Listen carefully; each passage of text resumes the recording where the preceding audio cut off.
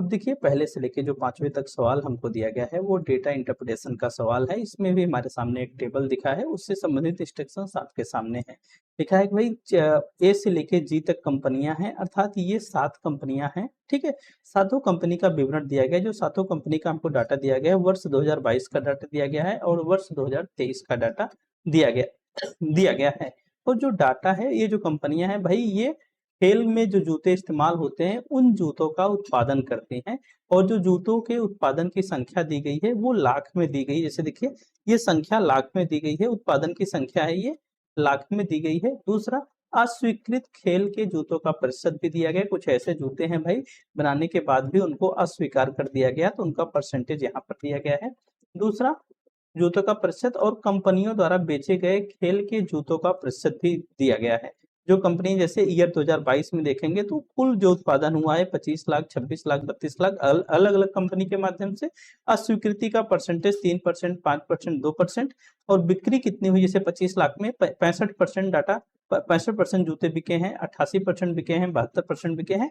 उसी प्रकार 2023 को अगर आप देखेंगे, 2023 में भाई प्रोडक्शन जो 33 लाख का हुआ है एक कंपनी का, और जो अस्वीकृति है वो मतलब कि जूते नहीं सेल हुए हैं या अस्वीकृत हो गए हैं 4% है। और जो बिक्री हुई है एक्चुअल में 72% हुई है। कुछ इस प्रकार से आपको टेबल को समझना है और जो सवाल पूछे गए हैं आपको उन सवालों के जवाब देने हैं। तो उम्मीद करता हूं जो टेबल हमने आपको अभी समझाया वो समझ आ गया होगा। तो चलिए पहले क्वेश्चन से इसकी हम शुरुआत कर रहे हैं। लिखा गया है, यदि वर्ष 2022 से 23 में खेल के जूतों के उत्पादन में हुई प्रतिशत वृद्धि ठीक ठीक कंपनियों के लिए 25% अधिक है। मतलब कह रहा है कि ठीक ठीक कितनी कंपनियों के लिए जो उत्पादन में हुई प्रतिशत वृद्धि है वो 25% से अधिक है। अर्थात देखिए आपके सामने ये 7 कंपनियां हैं। कह रहा है कि भाई देखिए एक कंपनी को देखेंगे तो 2022 में जो प्रोडक्शन है वो 25 लाख का है, और जो ईयर 2023 में देखेंगे इसका जो प्रोडक्शन है बढ़ के 33 लाख हो गया है। तो इसी यही कह रहा है कि भाई ये जो सातों कंपनियां हैं, कौन कौन सी ऐसी कंपनी है जिनका प्रोडक्शन 2022 की अपेक्षा 23 में बढ़कर कम से कम 25% से अधिक बढ़ा। मतलब 2022 की अपेक्षा 2023 में इनका जो प्रोडक्शन है कम से कम 25% से अधिक बढ़ा है। ठीक है, तो चलिए इसको तो आप कैसे सॉल्व करेंगे, आपको भाई 2022 से 2023 को कंपेयर करना पड़ेगा। तो पहले हम एक और सारी कंपनियों को करना पड़ेगा। अगर आप अंदाजा यहाँ से लगा सकते हैं तो बहुत अच्छी बात है, अगर नहीं अंदाजा लगा सकते तो उसके लिए तरीके हैं। आप परसेंटेज वृद्धि निकाल लीजिए। ठीक है, परसेंटेज वृद्धि निकाल लीजिए। जैसे अगर एक कंपनी की हम शुरुआत करें तो एक ही अगर आप देखेंगे तो देखिए यहाँ पे 33 लाख है और 25, दोनों का डिफरेंस देख लीजिए। 25 में 33 का अगर डिफरेंस देखेंगे तो 8 आएगा। 8 गुणे 100 करेंगे और नीचे आ जाएगा आपका 25। ठीक है, नीचे आ जाएगा 25। आप जिससे कंपेयर कर रहे हो वो नीचे आ जाता है। ठीक है, 25 एक्के 25, 25 चौका 100। अर्थात ये भाई ये जो कंपनी है, अर्थात एक कंपनी है, इसमें 32% की वृद्धि हुई है। अर्थात एक तो ये है, अब एक तो ये है। ठीक है, अब दूसरा बी पे चले आओ। अगर आप बी पे जाएंगे तो आप देखिए यहाँ पे 26 लाख का उत्पादन हुआ था, यहाँ पे 30 लाख का हुआ है। अर्थात 4 लाख की वृद्धि हुई थी। 4 गुणे 100 नीचे आ जाएगा 26। ठीक है, 4 गुणे 100 और नीचे आ जाएगा 26। अगर आप इसको सॉल्व आउट करेंगे तो चाहे तो इसको आप 2 से कैंसिल आउट भी कर सकते हैं। 2 का 13 टाइम ले जा सकते हैं, 2 का 50 टाइम ले जा सकते हैं। अब तो कटेगा नहीं कहीं से। 50 चौका 200 होगा, 200 बटे 13 करेंगे तो ये कुछ बन के आएगा। तो पहले तो जाएगा 13 एक्के 13। ठीक है, पहले जाएगा 13 एक्के 13, फिर 7 बच जाएगा और 0 आएगा। 13 पचे 65। ठीक है, 13 पचे 65 जाएगा, फिर दशमलव मतलब कि 5 बच जाएगा, फिर 0 आएगा तो फिर आपका चल जाएगा, मतलब 52, 13 3 39। ठीक है, 15.3% के आसपास कुछ आएगा। बाकी इतने डाटा पे जाने की जरूरत नहीं है। ठीक है, 3 पे आओ जरा, मतलब कि सी कंपनी पे हम आते हैं। जरा देखिए यहाँ पे 32 है, यहाँ पे 37 है। दोनों में अंतर कितना है, 5 का है। 5 का गुणा 100 और नीचे 37 लेके जाओगे तो अब देखो कहीं से कटेगा नहीं, तो अर्थात ये 500 बटे 37 होगा। 500 बटे 37 होगा। तो आपको देखो 25% से अधिक वाले को ही नोटिस करना है। अगर आप इसको देखोगे तो 37 एक्के 37 जाएगा, अर्थात ये पहला ही एक बार जा रहा है। इसका मतलब है कि वो 25% से कम ही जाएगा। तो इसके विषय में समय खर्च करने का कोई मतलब नहीं। ठीक है, तो अब डी पे अगर हम चलते हैं तो डी पे चलेंगे। देखो यहाँ पे 24 है, यहाँ पे 32 है, तो 8 का अंतर है। तो 8 गुणे 100 करोगे और नीचे आओगे 24 में, तो 4 से अगर कैंसिल आउट कर सको तो कर लो। 8 एक्के 8, 8 त्रिक 24। देखो अब ये 100/3 है, 100/3 का मतलब होता है कि 33.33%। इसको ध्यान रख लीजिए, आप लोग भाग करके देख लीजिएगा, या वैसे भी याद रहना चाहिए। 33 तियां आप जानते ही हो 99 हो जाएगा, ठीक है। बाकी 10.33%। तो ये तो अधिक हो रहा है, मतलब एक आपको यहाँ से मिल गया, दो यहाँ, दूसरा आपको यहाँ से मिल गया। अब हम ई पे चलते हैं, अगर ई की तरफ चलते हैं, देखिए यहाँ पे 35 है, यहाँ पे 41 है, तो 6 का अंतर है, 6 गुणे 100 करेंगे और नीचे आएंगे 35 के। तो अगर 5 से कैंसिल आउट करें, 5 सते 35, 5 बिसाम में 100, 20 छक्का 120, 120 का नीचे जैसे 7 जाएगा तो आप 7 एक के ले जाके जाओगे तो यहीं से ये खत्म हो जाएगा, ठीक है। अब हम चलते हैं यफ की तरफ, अगर यफ पे चलोगे तो 18 है, 24 है, अर्थात 6 का अंतर है, तो 6 गुणे 100 और नीचे आएगा 18, तो 6 के 6, 6 त्रिक 18, अर्थात यहाँ भी 100/3 बन रहा है, तो 33.33% यहाँ भी बनेगा। अर्थात एक ये भी संख्या, अर्थात एक तो आपको यहाँ से मिल गया, दो यहाँ मिल गया, तीन यहाँ मिल गया, एक बचा है, उसको भी चाहे तो ट्राई कर ले भाई। 5 गुणे 100 और नीचे आएगा 30, 10 तिहाई 30 होता है, 10 दहम्मा 100, 50/3 आएगा। 50/3 का मतलब कि 16 दशमलव कुछ आएगा, 16 3 48, 16 दशमलव कुछ आएगा। तो ये भी 25 से नीचे है, तो आपको केवल नोटिस करना है जो 25 से ऊपर आ रहे हैं, ठीक है। 25 से ऊपर आ रहे हैं, तो अब जैसे ही अगर स्पष्ट हो रहा है को 25 से नीचे आ रहा है, उसको सवाल को या उस तरीके को, जैसे बी देखिए स्पष्ट हो गया पहले से ही 25 के नीचे आएगा, इतना दूर तक जाने की कोई आवश्यकता नहीं, कोई आवश्यकता नहीं, यहाँ पर कोई आवश्यकता नहीं थी, यहाँ पर कोई आवश्यकता नहीं है, तो हमको मिला क्या, मतलब कि 3 शहर ऐसे हैं या 3 कंपनियां ऐसे, शहर नहीं 3 कंपनियां ऐसी हैं भाई जिनके जो उत्पादन वृद्धि है वो 25% से अधिक है। तो इसका जो राइट आंसर बन जाएगा, बी वाला विकल्प इसका राइट आंसर बन जाएगा। तो चलिए हम सेकंड की तरफ चलते हैं। सेकंड क्वेश्चन है, देखिए कंपनी सी द्वारा वर्ष 2022 से 2023 में उत्पादित खेल के जूतों में प्रतिशत वृद्धि कितनी है। कंपनी सी कहाँ पे है, देखिए कंपनी सी यहाँ पे है। 2022 जरा देखिए, 2022 में 32 लाख का उत्पादन हुआ है, 2023 में 37 लाख का उत्पादन हुआ है, कितने परसेंट की वृद्धि हुई है। तो आप देख ही पा रहे हो 5 बढ़ रहा है, 5 गुणे 100 नीचे आएगा 32, अभी इसके पहले तो हमने इसको सॉल्व किया है, ठीक है। 5 गुणे 100 नीचे आएगा 32, अब इसको 4 से कैंसिल आउट कर दो, 4 अठे 32, 4 25 में 100, तो 25 पंचे 125 हो गया। 125 का नीचे 8 आ जाएगा, 125 का नीचे 8 आ जाएगा। तो अब इसको भाग करके जरा देखोगे तो कितना आएगा भाई, आपको थोड़ा दो दो दशमलव है, भाग करके आगे चलना पड़ेगा। तो 8 से भाग करोगे तो 8 1 8 आएगा, तो यहाँ से 4 मिलेगा और यहाँ पे 5 मिलेगा, तो 8 पचे 40, 8 छंग 48 हो जाएगा, 8 पचे 40 आएगा, तो 5 बचेगा, फिर से दशमलव ले जाओगे, जीरो लाओगे तो फिर से क्या जाएगा, फिर से वही 8 पचे 40, तो 15.5, 15.5 यही जाना चाहिए ना। 8 1 8 हो गया, नीचे 4 आया, 5 बचा, 8 पचे 40, फिर 50, 5 बचा, फिर जीरो, दशमलव गया, 8 पचे 40, ठीक है। तो फिर से ले जाओगे तो फिर से 8 पचे 40 ही जाएगा, तो अब फिर से 5 बचे, 8 पंचे 40, अब की नहीं, 8 छंग 48 जाएगा, ठीक है। 15.56, 15.56, 15.625 यहाँ पे दिया गया है, 15.375 है। कुछ गड़बड़ी तो हम लोगों ने नहीं किया इसमें भाई, 32 लाख था उत्पादन, इसमें 37 लाख था, तो वृद्धि हुई 5 की, तो 5 गुणे 100 किया, नीचे आया 32, जो 4 अठे 32 होता है, 4 पच्चीस में 100 होता है, तो 25 पंचे 125 होता है। 125 में अगर आप 8 का भाग करने जाएंगे तो यही तो आएगा, 125 में अगर 8 का भाग करेंगे तो 8 1 8 आ जाएगा, तो यहाँ पे 4 12, हाँ 4 आ जाएगा, फिर 5 आएगा, 8 पचे 40, 8 छंग 48 हो जाएगा, तो 8 पचे 40, तो यहाँ पे मिला 5, ठीक है, दशमलव जीरो, फिर 8 छंग 48, ठीक है, सही तो चल रहा है, हम लोग कहाँ गड़बड़ कर दिए, ठीक है। तो क्या बन गया ये 50 बना था ना ये, तो 8 छंग 48, फिर यहाँ पे आया 2, ठीक है, फिर जीरो ले आओगे तो 8 दूना 16, हाँ यही आएगा, 15.625 इसका राइट आंसर है। हम लोग यहाँ पे 5 बढ़ाए तो उसके बाद ध्यान नहीं दिए, ठीक है। तो क्या बन रहा है, 15.625 इसका राइट आंसर बनेगा, बहुत छोटा सा था, आप आराम से इसको हैंडल कर सकते हैं, ठीक है। अब तीसरा क्वेश्चन आपके सामने है, सभी कंपनियों द्वारा वर्ष 2023 में बिक्री किए गए खेल के जूतों की कुल संख्या, बिक्री किए गए सभी कंपनियों द्वारा, ठीक है, 2023 की बात कर रहा है, उक्त वर्ष में सभी कंपनियों द्वारा उत्पादित खेल के जूतों की लगभग परसेंटेज क्या है? थोड़ा सा बड़ा सवाल होगा। देखिए सभी कंपनियों द्वारा वर्ष 2023 में बिक्री किए गए, वर्ष 2023 यहाँ पे है। अब जो बिक्री हुई है देखिए 72% हुई है, 76% हुई है, और जो उत्पादन हुआ है 33% का है, 30% का है। थोड़ा सा जरूर आपको देखना पड़ेगा, ठीक है। खेल के जूतों की कुल संख्या लगभग कितनी परसेंटेज है?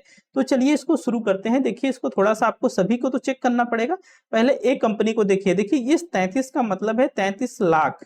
इस 33 का मतलब क्या है? 33 लाख। तो इसका मतलब क्या है कि भाई इसके बाद 5 जीरो लगने हैं, इसके बाद 5 जीरो लगने हैं। आप इसको चाहो तो 10% और 1% के मेथड से भी कर सकते हो, लेकिन थोड़ा सा आपको मेहनत करना पड़ेगा। जैसे अगर हम इसको आपको एक तो तरीका ये है कि भाई इसको आप 33, देखिए 3 जीरो को ऐसे अलग कर लो, इसको बना लो 3300, इसको बना लो 3300। इसी तरीके से लगाओ तो शायद बहुत आसानी से कर पाओगे, नहीं तो जीरो जीरो में बड़ा कंफ्यूजन होगा। अब इसको हम 3300 बना ले रहे हैं, बाद में जो संख्या आएगी उसमें हम 3 जीरो इंक्लूड कर देंगे, ठीक है।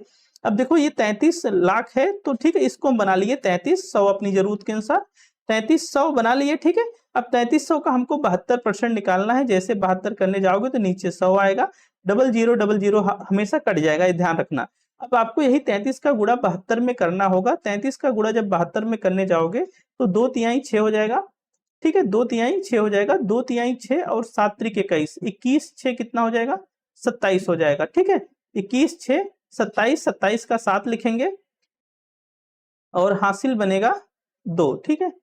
ओ एक मिनट, कितना था यहाँ पे भाई? 33 गुणे 72, 33 गुणे 72 करने जाओगे 2 तिहाई 6 होगा, फिर 2 तिहाई 6 और 7 त्रिक 21, 21 6 27 होता है, 27 का 7 हासिल 2, 7 त्रिक 21, 21 2 23, ठीक है। तो यहाँ पे बनेगा 2376। इस बात को ध्यान में रख लीजिएगा, 2376 बनेगा।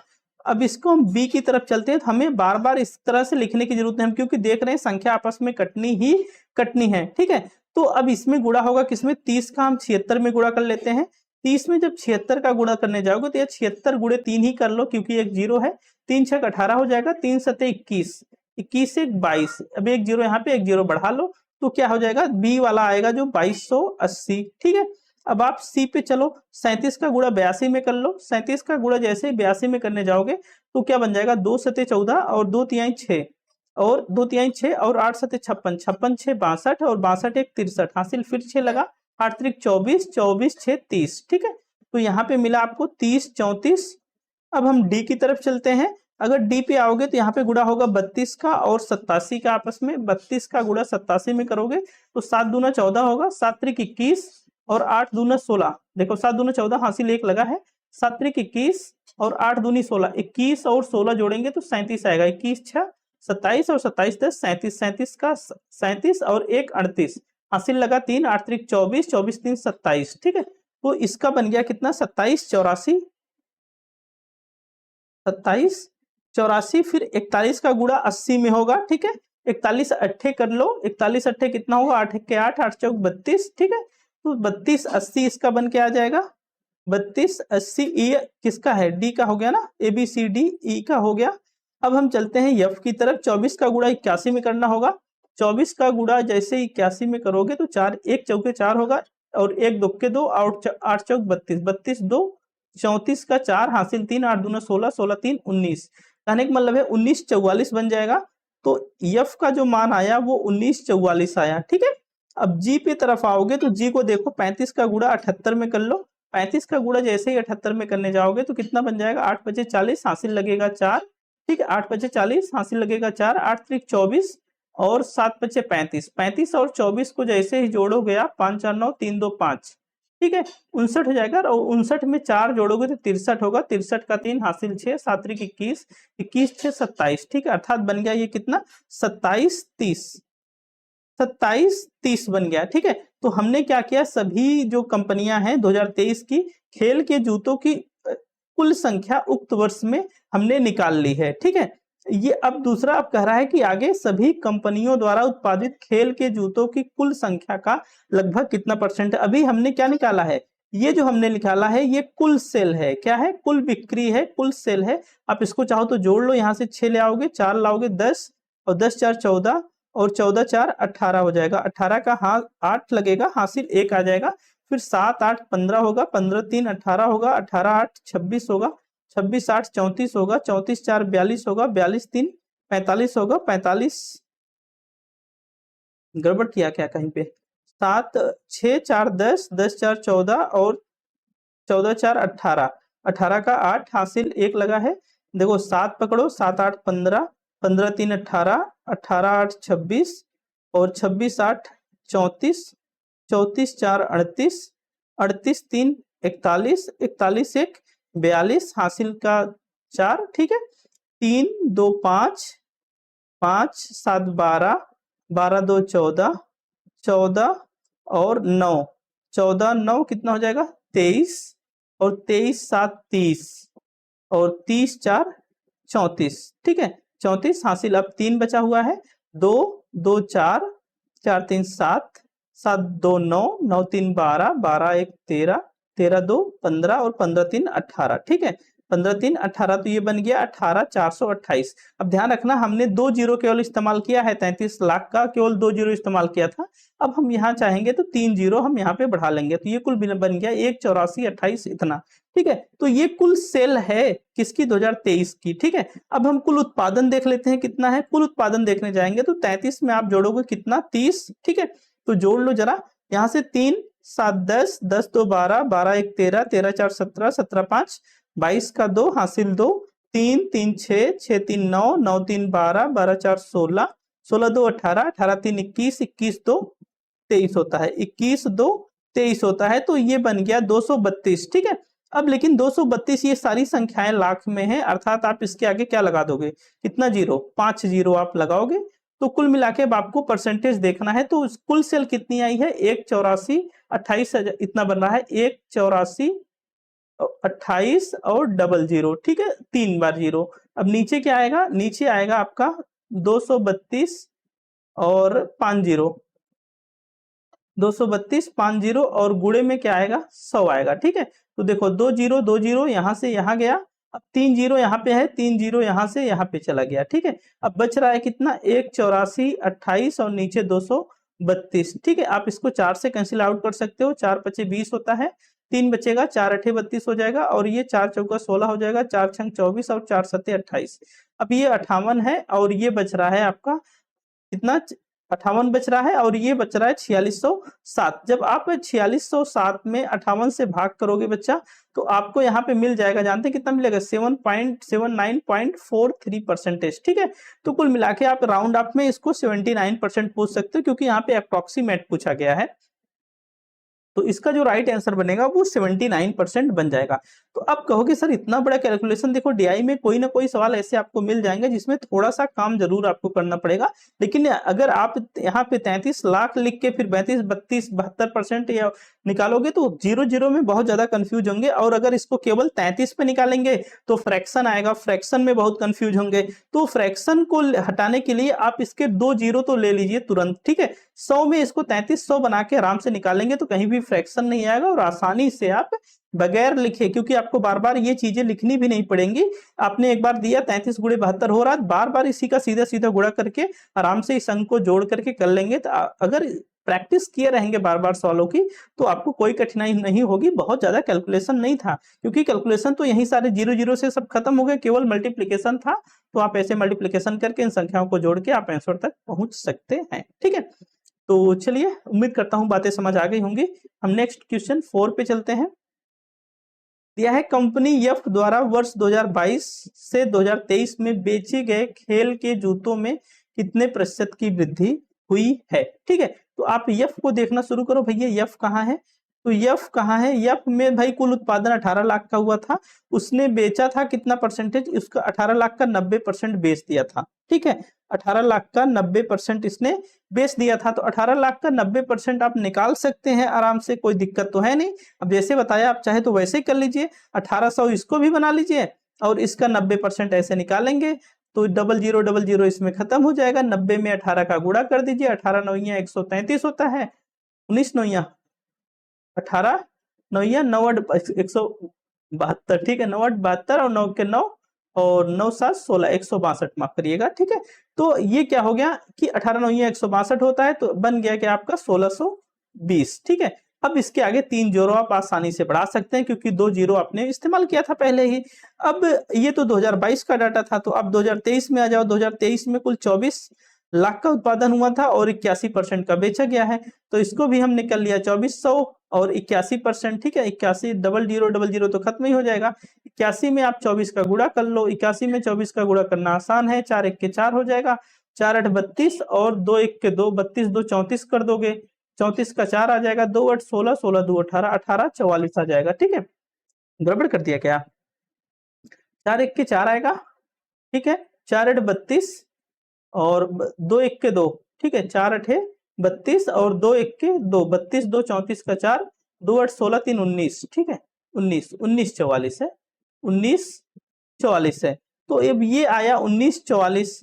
अब इसमें भी 3 जीरो बढ़ जाएगा, तो अब इसका अंतर देख लो भाई। 19 44 में से अगर 16 20 निकालोगे तो देखो सीधे सीधे तो नीचे वाले से ये ऊपर जाएगा, तो यहाँ पे 4 आ जाएगा। फिर केवल इतना ही देखो, 3 जीरो तो लग ही जाएगा, 3 जीरो तो लग ही जाएगा। 4 में से 0 निकलेगा तो 4 ही आएगा, फिर 4 में से 2 निकलेगा 2 आएगा, फिर 9 में से 6 निकलेगा 3 आएगा, तो 324 आएगा कुल मिला के घटने पर ना। तो अब 3 जीरो तो बचा ही है, 324 का 3 जीरो यहाँ पे करोगे, गुणा 100 करोगे, परसेंटेज ही तो देखना है ना। परसेंटेज किससे निकालोगे भाई? 2022 वाले से। तो कितना आया था? 162। और 162 के बाद आपको कितना जीरो लगाना होगा? 162 के बाद आपको कितना लगा था? आपको 3 जीरो इंक्लूड करना था, तो 3 जीरो जब इंक्लूड कर लेंगे तो 1620 आया ही था, तो 3 जीरो आपने लगा लिया, इतना हो गया। ठीक है, अब देखो यहाँ से यहाँ पे देखो 2 जीरो है, 2 जीरो यहाँ पे खत्म हो गया। अब देखो 2 जीरो यहाँ पे है, 2 जीरो यहाँ से खत्म, 1 जीरो यहाँ पे बचा है, 3240 बचा है। ठीक है, अब इसको कैंसिल आउट करना चाहो तो कर लो। 2 का 81 टाइम जाएगा और 2 1 के 2 जाएगा, 2 6 12, 2 दूना 4 जाएगा, ये 1620 है।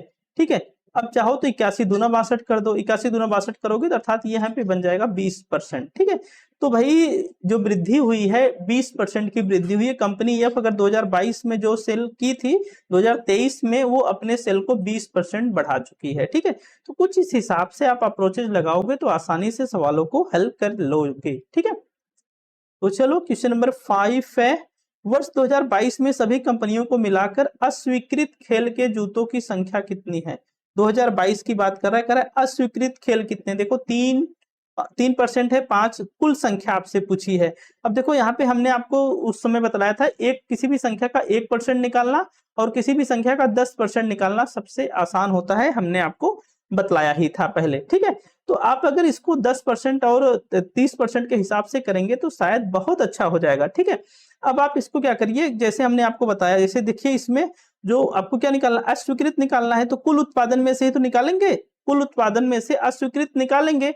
तो आप अगर देखेंगे तो यहाँ से जो कुल उत्पादन बनेगा 2022 का कहा है ना, 2022 का कहा है, तो देखेंगे तो यहाँ पे क्या है, 25 लाख कुल उत्पादन हुआ है, तो 25 लाख को लाख ना डिनोट करके केवल 2500 डिनोट करिए। ठीक है, 2500 डिनोट करेंगे, 3 जीरो हम बाद में बढ़ा लेंगे। तो अब देखिए 2500 का 10% निकालना तो बहुत आसान है। 2500 का 10% निकालेंगे तो 250 आएगा, और 2500 का 1% निकालेंगे तो 25 आएगा। कितना आएगा? 25 आएगा। ठीक है, 2500 का 1% निकालेंगे तो 25 आएगा, लेकिन आपको निकालना है कितना? 3%। 1% इसका 25 है, तो 3% कितना होगा? 3% इसका 75 हो जाएगा, तो आप 75 नोट करके रखिएगा। अब फिर बी की तरफ चलिए, तो देखिए यहाँ पे क्या है, 26 है और इसमें 5% है, तो 2600 का 10% कितना होगा, और 2600 का 1% कितना होगा? देखिए यही तो है, 2600 है, 10% 260 हुआ, 1% 26 हुआ। अब देखिए बार बार हम इसको नहीं बतलाएंगे। ठीक है, 2600 का 10% 260 हुआ, 1% कहेंगे तो 1% 26 हो जाएगा, तो हमें निकालना है 5%। 26 में हम 5 का गुणा करेंगे तो 5% बन के कितना आएगा जानते हैं? 26 पंचे कितना होता है? 5 छके 30 हो जाएगा, और 5 दूना 10 3 13 हो जाएगा, 130 बन के आ जाएगा। फिर चलो हम सी की तरफ चलते हैं। अब हम 32 का गुणा सीधे 2 में कर देंगे, तो 32 दूना 64 आ जाएगा। फिर हम अब 24 का गुणा सीधे 9 में कर देंगे, तो 9 चौक 36 होगा, और 9 दूना 18 3 21 होगा, 216 आ जाएगा। फिर अब हम 35 का गुणा किस में कर देंगे? 4 में कर देंगे, तो जैसे ये डी हो गया ना, ये ई हो गया, तो 35 का गुणा जैसे ही हम 4 में करेंगे तो 4 पचे 20 और 4 तिहाई 12 2 14 140 आ जाएगा। एफ में चलेंगे तो 18 पचे 90 हो जाएगा, और 30 में चलेंगे तो 120 हो जाएगा। ठीक है, तो इतना बार बार लिखने की कोई नीड नहीं है, क्योंकि आपने तरीके सीख लिए। हमने 25 लाख को क्या बना लिया, 2500 बना लिया। एक बार फिर से बता दे रहा हूं। अब हमने कहा कि किसी भी संख्या का 10% निकालना बहुत आसान होता है। जैसे ही 10% निकालेंगे तो राइट की तरफ से आप एक दशमलव लगा दो, तो ये क्या बन गया 10%, 250। ठीक है, 1% बनाना हो तो आप 2 अंक पे दशमलव लगा दो, तो 2500 का 1% क्या है, 25 है। तो हमको 3 निकालना था, तो हमने 25 में 3 का गुणा कर दिया, तो 75 हो गया। ठीक है, अब देखो यहां तक चीजें हमने कर ली। अब इसी सब को जोड़ लो, यही तो पूछा है ना कि भाई अस्वीकृत खेल के जूतों की कुल संख्या कितनी है। तो चलो इसको जोड़ना स्टार्ट करते हैं। 5 है, 0 है, तो 5 है, 4 9, 9 6 15, 15 सीधे 5 आ जाएगा। हासिल 1 ध्यान में रखिएगा। 7 है, 3 10 हो जाएगा, 10 6 16 हो जाएगा, 16 1 17 हो जाएगा, 17 4 21 हो जाएगा, 21 9 30 हो जाएगा, 30 2 32 हो जाएगा, और 32 1 33 हो जाएगा। ठीक है, 32 1 33 हो जाएगा। फिर हासिल 3 ध्यान में रखिएगा। यहाँ पे 1 है, यहाँ पे 2 है, 2 1 3 हो जाएगा, 3 1 4 हो जाएगा, 4 1 5 हो जाएगा, और 5 3 8 हो जाएगा। 835 आ गया। लेकिन ध्यान में रखिएगा, हमने केवल मतलब 25 लाख था, तो हमने इसको 2500 बनाया, अर्थात 2 जीरो केवल इस्तेमाल किया था। तो अब हमें यहाँ पे 3 जीरो और बढ़ा लेने हैं। ठीक है, जो हमने 2 जीरो हटाए थे, 3 जीरो हमने बढ़ा लिया, तो कुल मिला के इतना बन गया। कितना बन गया, 83,500 बन गया। ठीक है, तो आप देखेंगे पहले ही विकल्प पे इसका उत्तर दिया गया है। तो इस हिसाब से अगर अप्रोच करेंगे तो जो बड़े वाले सवाल, कैलकुलेशन वाले सवाल हैं, उनको भी आप बहुत आसानी से कर लेंगे। जो हमने आपको 10% और 1% का तरीका बताया है, ये बच्चा बहुत कारगर है। ठीक है, आप इसको अगर इस्तेमाल करेंगे तो आप बहुत ही कम कैलकुलेशन में आराम से आंसर तक पहुंच जाएंगे। ठीक है, आप कहेंगे सर यहाँ पे आपने 1% और 10% को क्यों नहीं इस्तेमाल किया था क्वेश्चन नंबर 2 में। ठीक है, देखो क्वेश्चन नंबर 2 में हम इसको जरूर इस्तेमाल करते हैं, क्योंकि जो उत्पादन हुआ था 33 और जो बिक्री परसेंटेज था 72 था। तो अब जैसे अगर 33 का 72% हम निकालने जाते तो थोड़ा सा कॉम्प्लिकेशन बढ़ जाता, क्योंकि पहले हम देखते हैं यहाँ पे 3300 इसको बना लेते, 3500 का हम 10% देखते तो 330 आता। अब 70% 72% निकालने के लिए हम 330 आता, तो हम 330 में 7 का गुणा कर देते। 7 का गुणा करते 7 शून्य 7 त्रिक 21, और 7 त्रिक 21 2 23 आता। फिर अब लेकिन अभी हमें 2% और निकालना है। 2% निकालने जाते 33 आता, 33 दूना 66 होता। तो इसमें हम 66 जोड़ते जब 6 6 1 7 23 76, तो 23 76 आता, और यहाँ पे 23 76 देखिए डायरेक्ट आ रहा था, केवल एक बार मल्टीप्लीकेशन करने पे आ रहा था। देखिए तरीके आपको सभी सीखने हैं, जैसी जरूरत हो वहां पर वैसा इस्तेमाल हमें करना है। जब देखिए जब परसेंटेज की वैल्यू बड़ी आपको निकालनी है, तब उसको मल्टीप्लीकेशन करना आसान है, क्योंकि मल्टीप्लीकेशन के भी तरीके आपको पता है। लेकिन अगर छोटी वैल्यू है, तो छोटी वैल्यू में 10%, 1% या सीधे फ्लैट है, जैसे आपको 70% निकालना है, 80% निकालना है, 90% निकालना है, वहां पे 10%, 1% का तरीका बहुत अच्छे से काम करेगा, और आपके सवाल बहुत कम समय में हल हो जाएंगे। तो फिलहाल उम्मीद करता हूं ये जो मैंने 5 सवाल आपको बतलाए वो बहुत अच्छे से समझ आ गए होंगे। क्वेश्चन नंबर 6 है, the university education commission 1948-49 suggested for the how many years of bachelor degree. कह रहा है कि जो यूनिवर्सिटी एजुकेशन कमीशन है, जिसे हम राधा कृष्णन कमीशन के नाम से भी जानते हैं, इसने बैचलर प्रोग्राम को कितने वर्ष के लिए नॉमिनेट किया था या रेकमेंड किया था।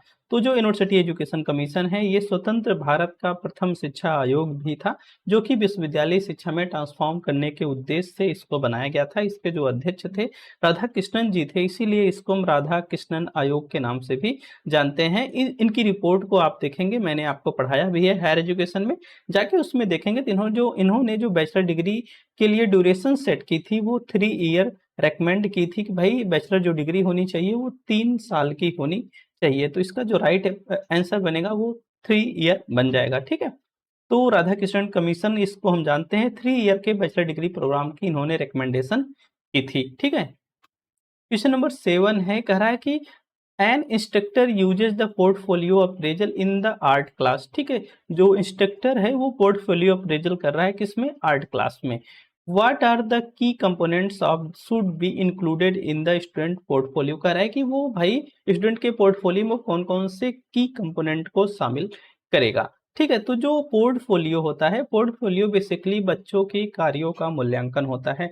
तो जो बच्चे साल भर में या 6 महीने में या जितने भी ड्यूरेशन का वो पोर्टफोलियो है जिसको असेस किया जा रहा है, उसमें collection of the complete artifacts की बात है भाई, जो बच्चे साल भर में या 6 महीने में जो भी अपने कार्य किए हैं उनको शामिल किया जाएगा। दूसरा, उनका रिफ्लेक्टिव लेवल कैसा रहा है पर्टिकुलर सेशन या ड्यूरेशन में, ठीक है, उनका मतलब वो क्रिएटिव है कि नहीं है, इन सब बातों पे विचार होगा।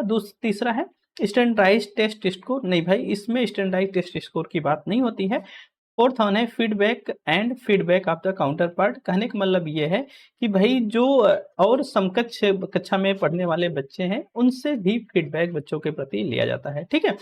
तो ये जो तीन है मतलब collection of the complete artifact, reflective and feedback of the counterpart, ठीक है। तो ये जो तीनों बिंदु हैं पोर्टफोलियो के पर्सपेक्टिव से ये सही हो जाएंगे, अर्थात इसका जो ए बी डी वाला विकल्प होगा वो राइट बन जाएगा। बेसिकली जो पोर्टफोलियो अप्रेजल होता है वो लैंग्वेजेस की क्लास में या आर्ट की क्लास में इसमें पोर्टफोलियो अप्रेजल ज्यादातर लागू किया जाता है, ठीक है।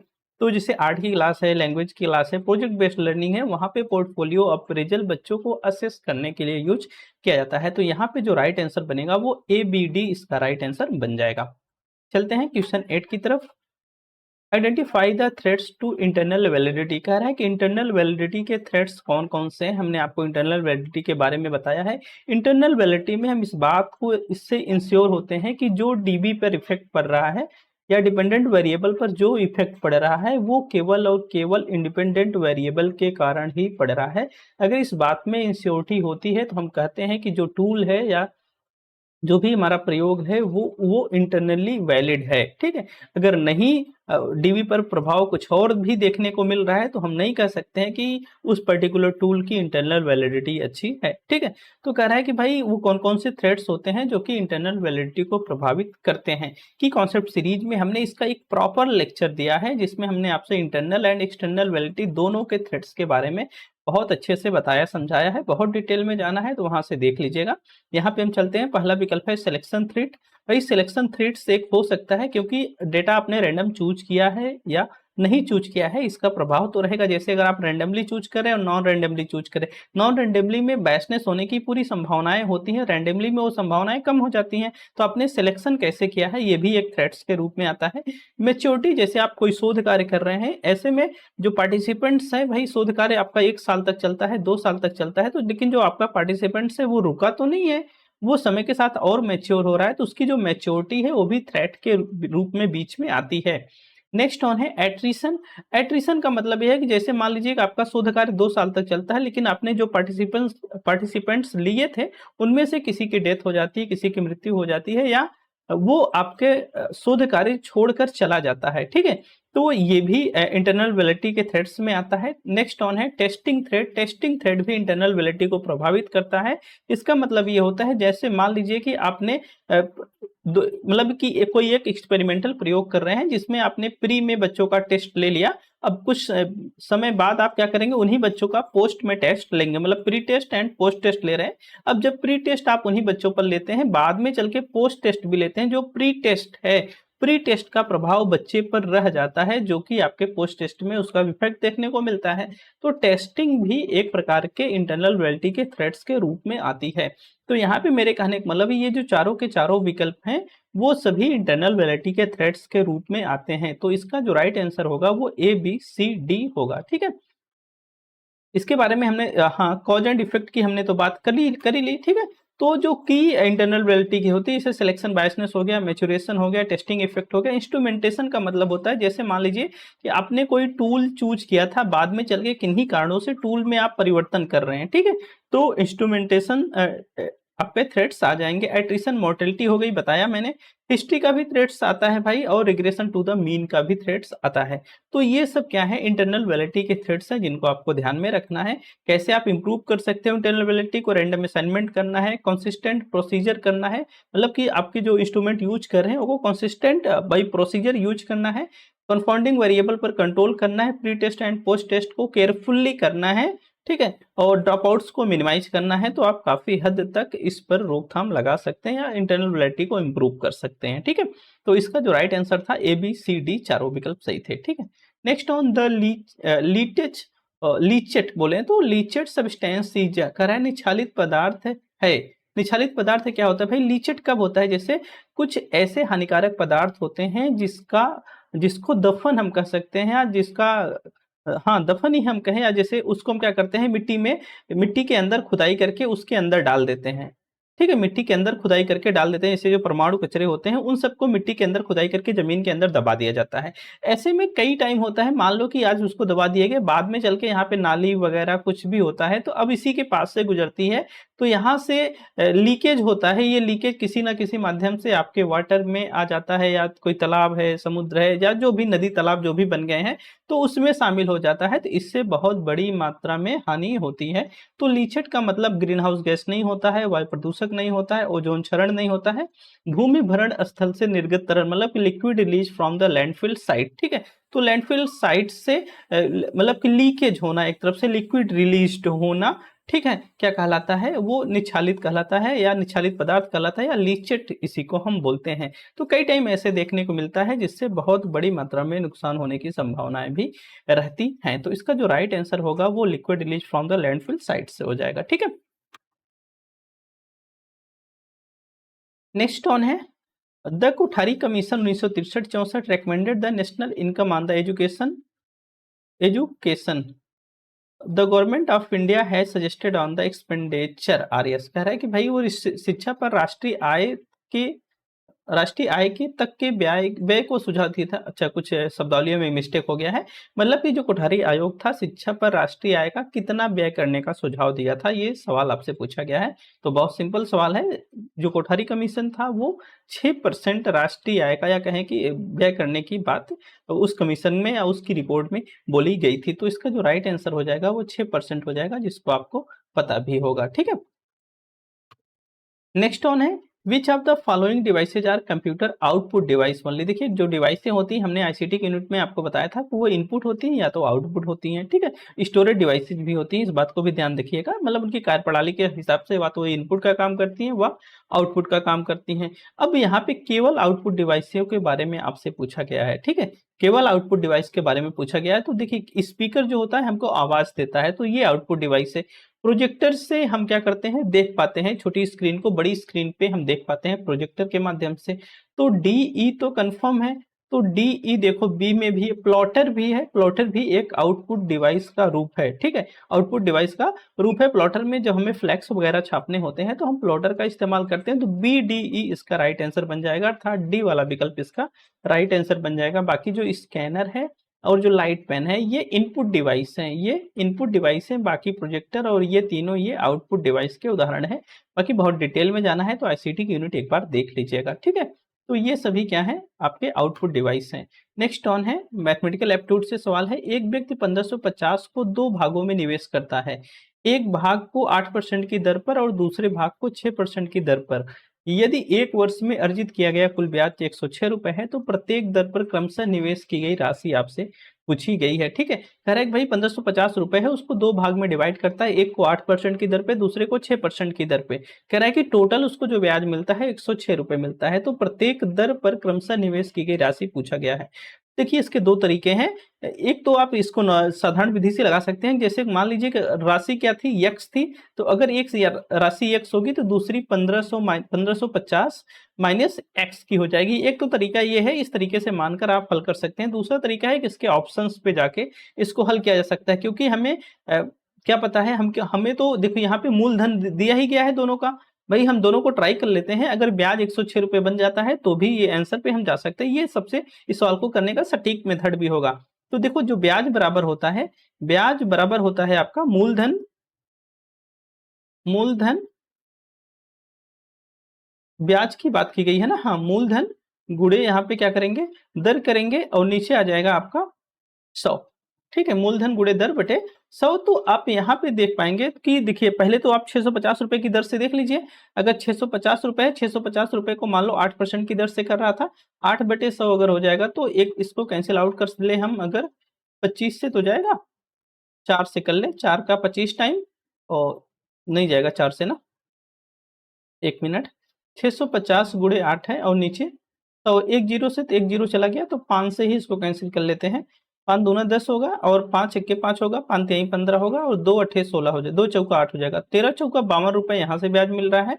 दूसरा 900 रुपए है, अगर 900 रुपए 6% की दर पे लगाया जा रहा है, नीचे अगर 100 आ जाएगा तो 100 9 या 900 9 6 54, ठीक है। अगर 52 और 54 को जोड़ेंगे तो हम क्या मिलेंगे, 50 50 100 मिलेगा, और 4 2 6 अर्थात 106 रुपए सेट हो जा रहा है। तो पहले ही विकल्प में ये राइट आंसर बन जाएगा। अगर दोनों को हम जोड़ दे रहे हैं, ब्याज 106 रुपए हो जा रहा है, अर्थात जो मूलधन है हमारे वो 650 रुपए और 900 रुपए है। ये सबसे बेस्ट मेथड है, आप इसको इसी तरीके से लगा लीजिएगा। इस तरह के सवाल आते हैं तो बस कई टाइम हो सकता है कि आपको ऑप्शन चेक करने पड़ जाएंगे, लेकिन फटाफट हो जाएगा, कोई बड़ी वैल्यूज नहीं रहती हैं, ठीक है। खास करके यूजीसी नेट के एग्जाम में जब मैथमेटिकल एप्टीट्यूड आता है तो सीधे मतलब ऐसी संख्या रहती है जिसको आप बहुत इजीली बहुत जल्दी से कर पाएंगे। तो क्वेश्चन नंबर 12 का जो राइट आंसर बन जाएगा वो 650 रुपए और मूलधन और 900 रुपए हो जाएगा, ठीक है। तो चलो क्वेश्चन नंबर 13 है, कह रहा है कि UGC about plagiarism according to the regulation 2018 what is the percentage of the similarities in the research article leading to a PhD for a period of 2 years, ठीक है। Will university teacher be bound to student supervision. कह रहा है कि भाई अगर आप शोध लेख में समानता कितने प्रतिशत तक आ रही है, कितने प्रतिशत तक की आ रही है कि जिसके कारण से 2 वर्ष की अवधि के लिए पीएचडी विद्यार्थी के प्रशिक्षण से विश्वविद्यालय के शिक्षक को वंचित किया जा सकता है या बंधित किया जा सकता है। मतलब कि प्लेगरिज्म का जो लेवल है वो कितने परसेंट तक आएगा कि जो सुपरवाइजर है उसको 2 वर्ष के लिए पीएचडी कराने से रोक दिया जाएगा, ठीक है। तो 2 वर्ष के लिए देखिए जो लेवल 1 है, लेवल 2 है, लेवल 3 है, ठीक है। तो इस 2018 के प्लेगरिज्म को आप देखेंगे तो जो लेवल 2 है आपका, ठीक है, लेवल 2 में 44 मतलब कि 40 से लेके 60% तक की प्लेगरिज्म की बात की गई है।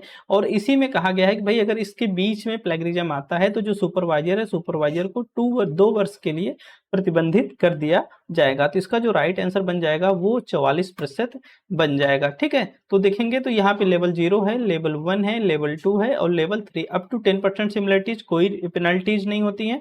लेवल 1 है 10 टू 40% सिमिलरिटीज होती है। तो यहाँ पे आपको 6 मंथ के बाद के अंदर आपको क्या फिर से थीसिस रिसबमिट करनी होती है। 40 टू 60% की सिमिलरिटीज होती है और एबव टू 60% की सिमिलरिटीज होती है, तो लेवल 3 की कैटेगरीज में आता है। अगर आप लेवल 0 पे जाएंगे तो कोई पेनल्टी नहीं है, लेकिन लेवल 1 की कैटेगरी में है अर्थात 10 टू 40% की कैटेगरीज में है तो आपको विड्रॉ कर ली जाएगी manuscript plus revise thesis submit करने को बोला जाएगा एक्सीडिंग 6 मंथ के अंदर, ठीक है। लेवल 2 की अगर प्लेगरिज्म है मतलब कि 40 टू 60% के बीच में है, मैन्युस्क्रिप्ट विथड्रॉ हो जाएगी प्लस डिबार कर दिया जाएगा सबमिटिंग रिवाइज स्क्रिप्ट 1 ईयर के लिए, ठीक है। मतलब कि आपको 1 ईयर तक के लिए डिवाइड कर दिया जाएगा, उसके बाद आप रिवाइज अपनी थीसिस सबमिट कर पाओगे। दूसरा राइट टू 1 एनुअल इंक्रीमेंट की बात है, ठीक है। राइट टू 1 एनुअल इंक्रीमेंट मतलब कि 1 साल का जो एनुअल इंक्रीमेंट होता है उस सुपरवाइजर का रोक दिया जाएगा। दूसरा 2 साल तक उसको किसी भी प्रकार के मतलब कि स्कॉलरली वर्क में उसको सुपरवाइजर के रूप में नॉमिनेट नहीं किया जाएगा। तो लेवल 2 अर्थात 40 टू 60% का दायरा आता है। बाकी लेवल 3 में अगर आप जाएंगे तो भाई रजिस्ट्रेशन आपका कैंसिल कर दिया जाएगा, 3 ईयर के लिए आपको डिवाइड कर दिया जाएगा किसी भी प्रकार के स्कॉलरली सुपरविजन से।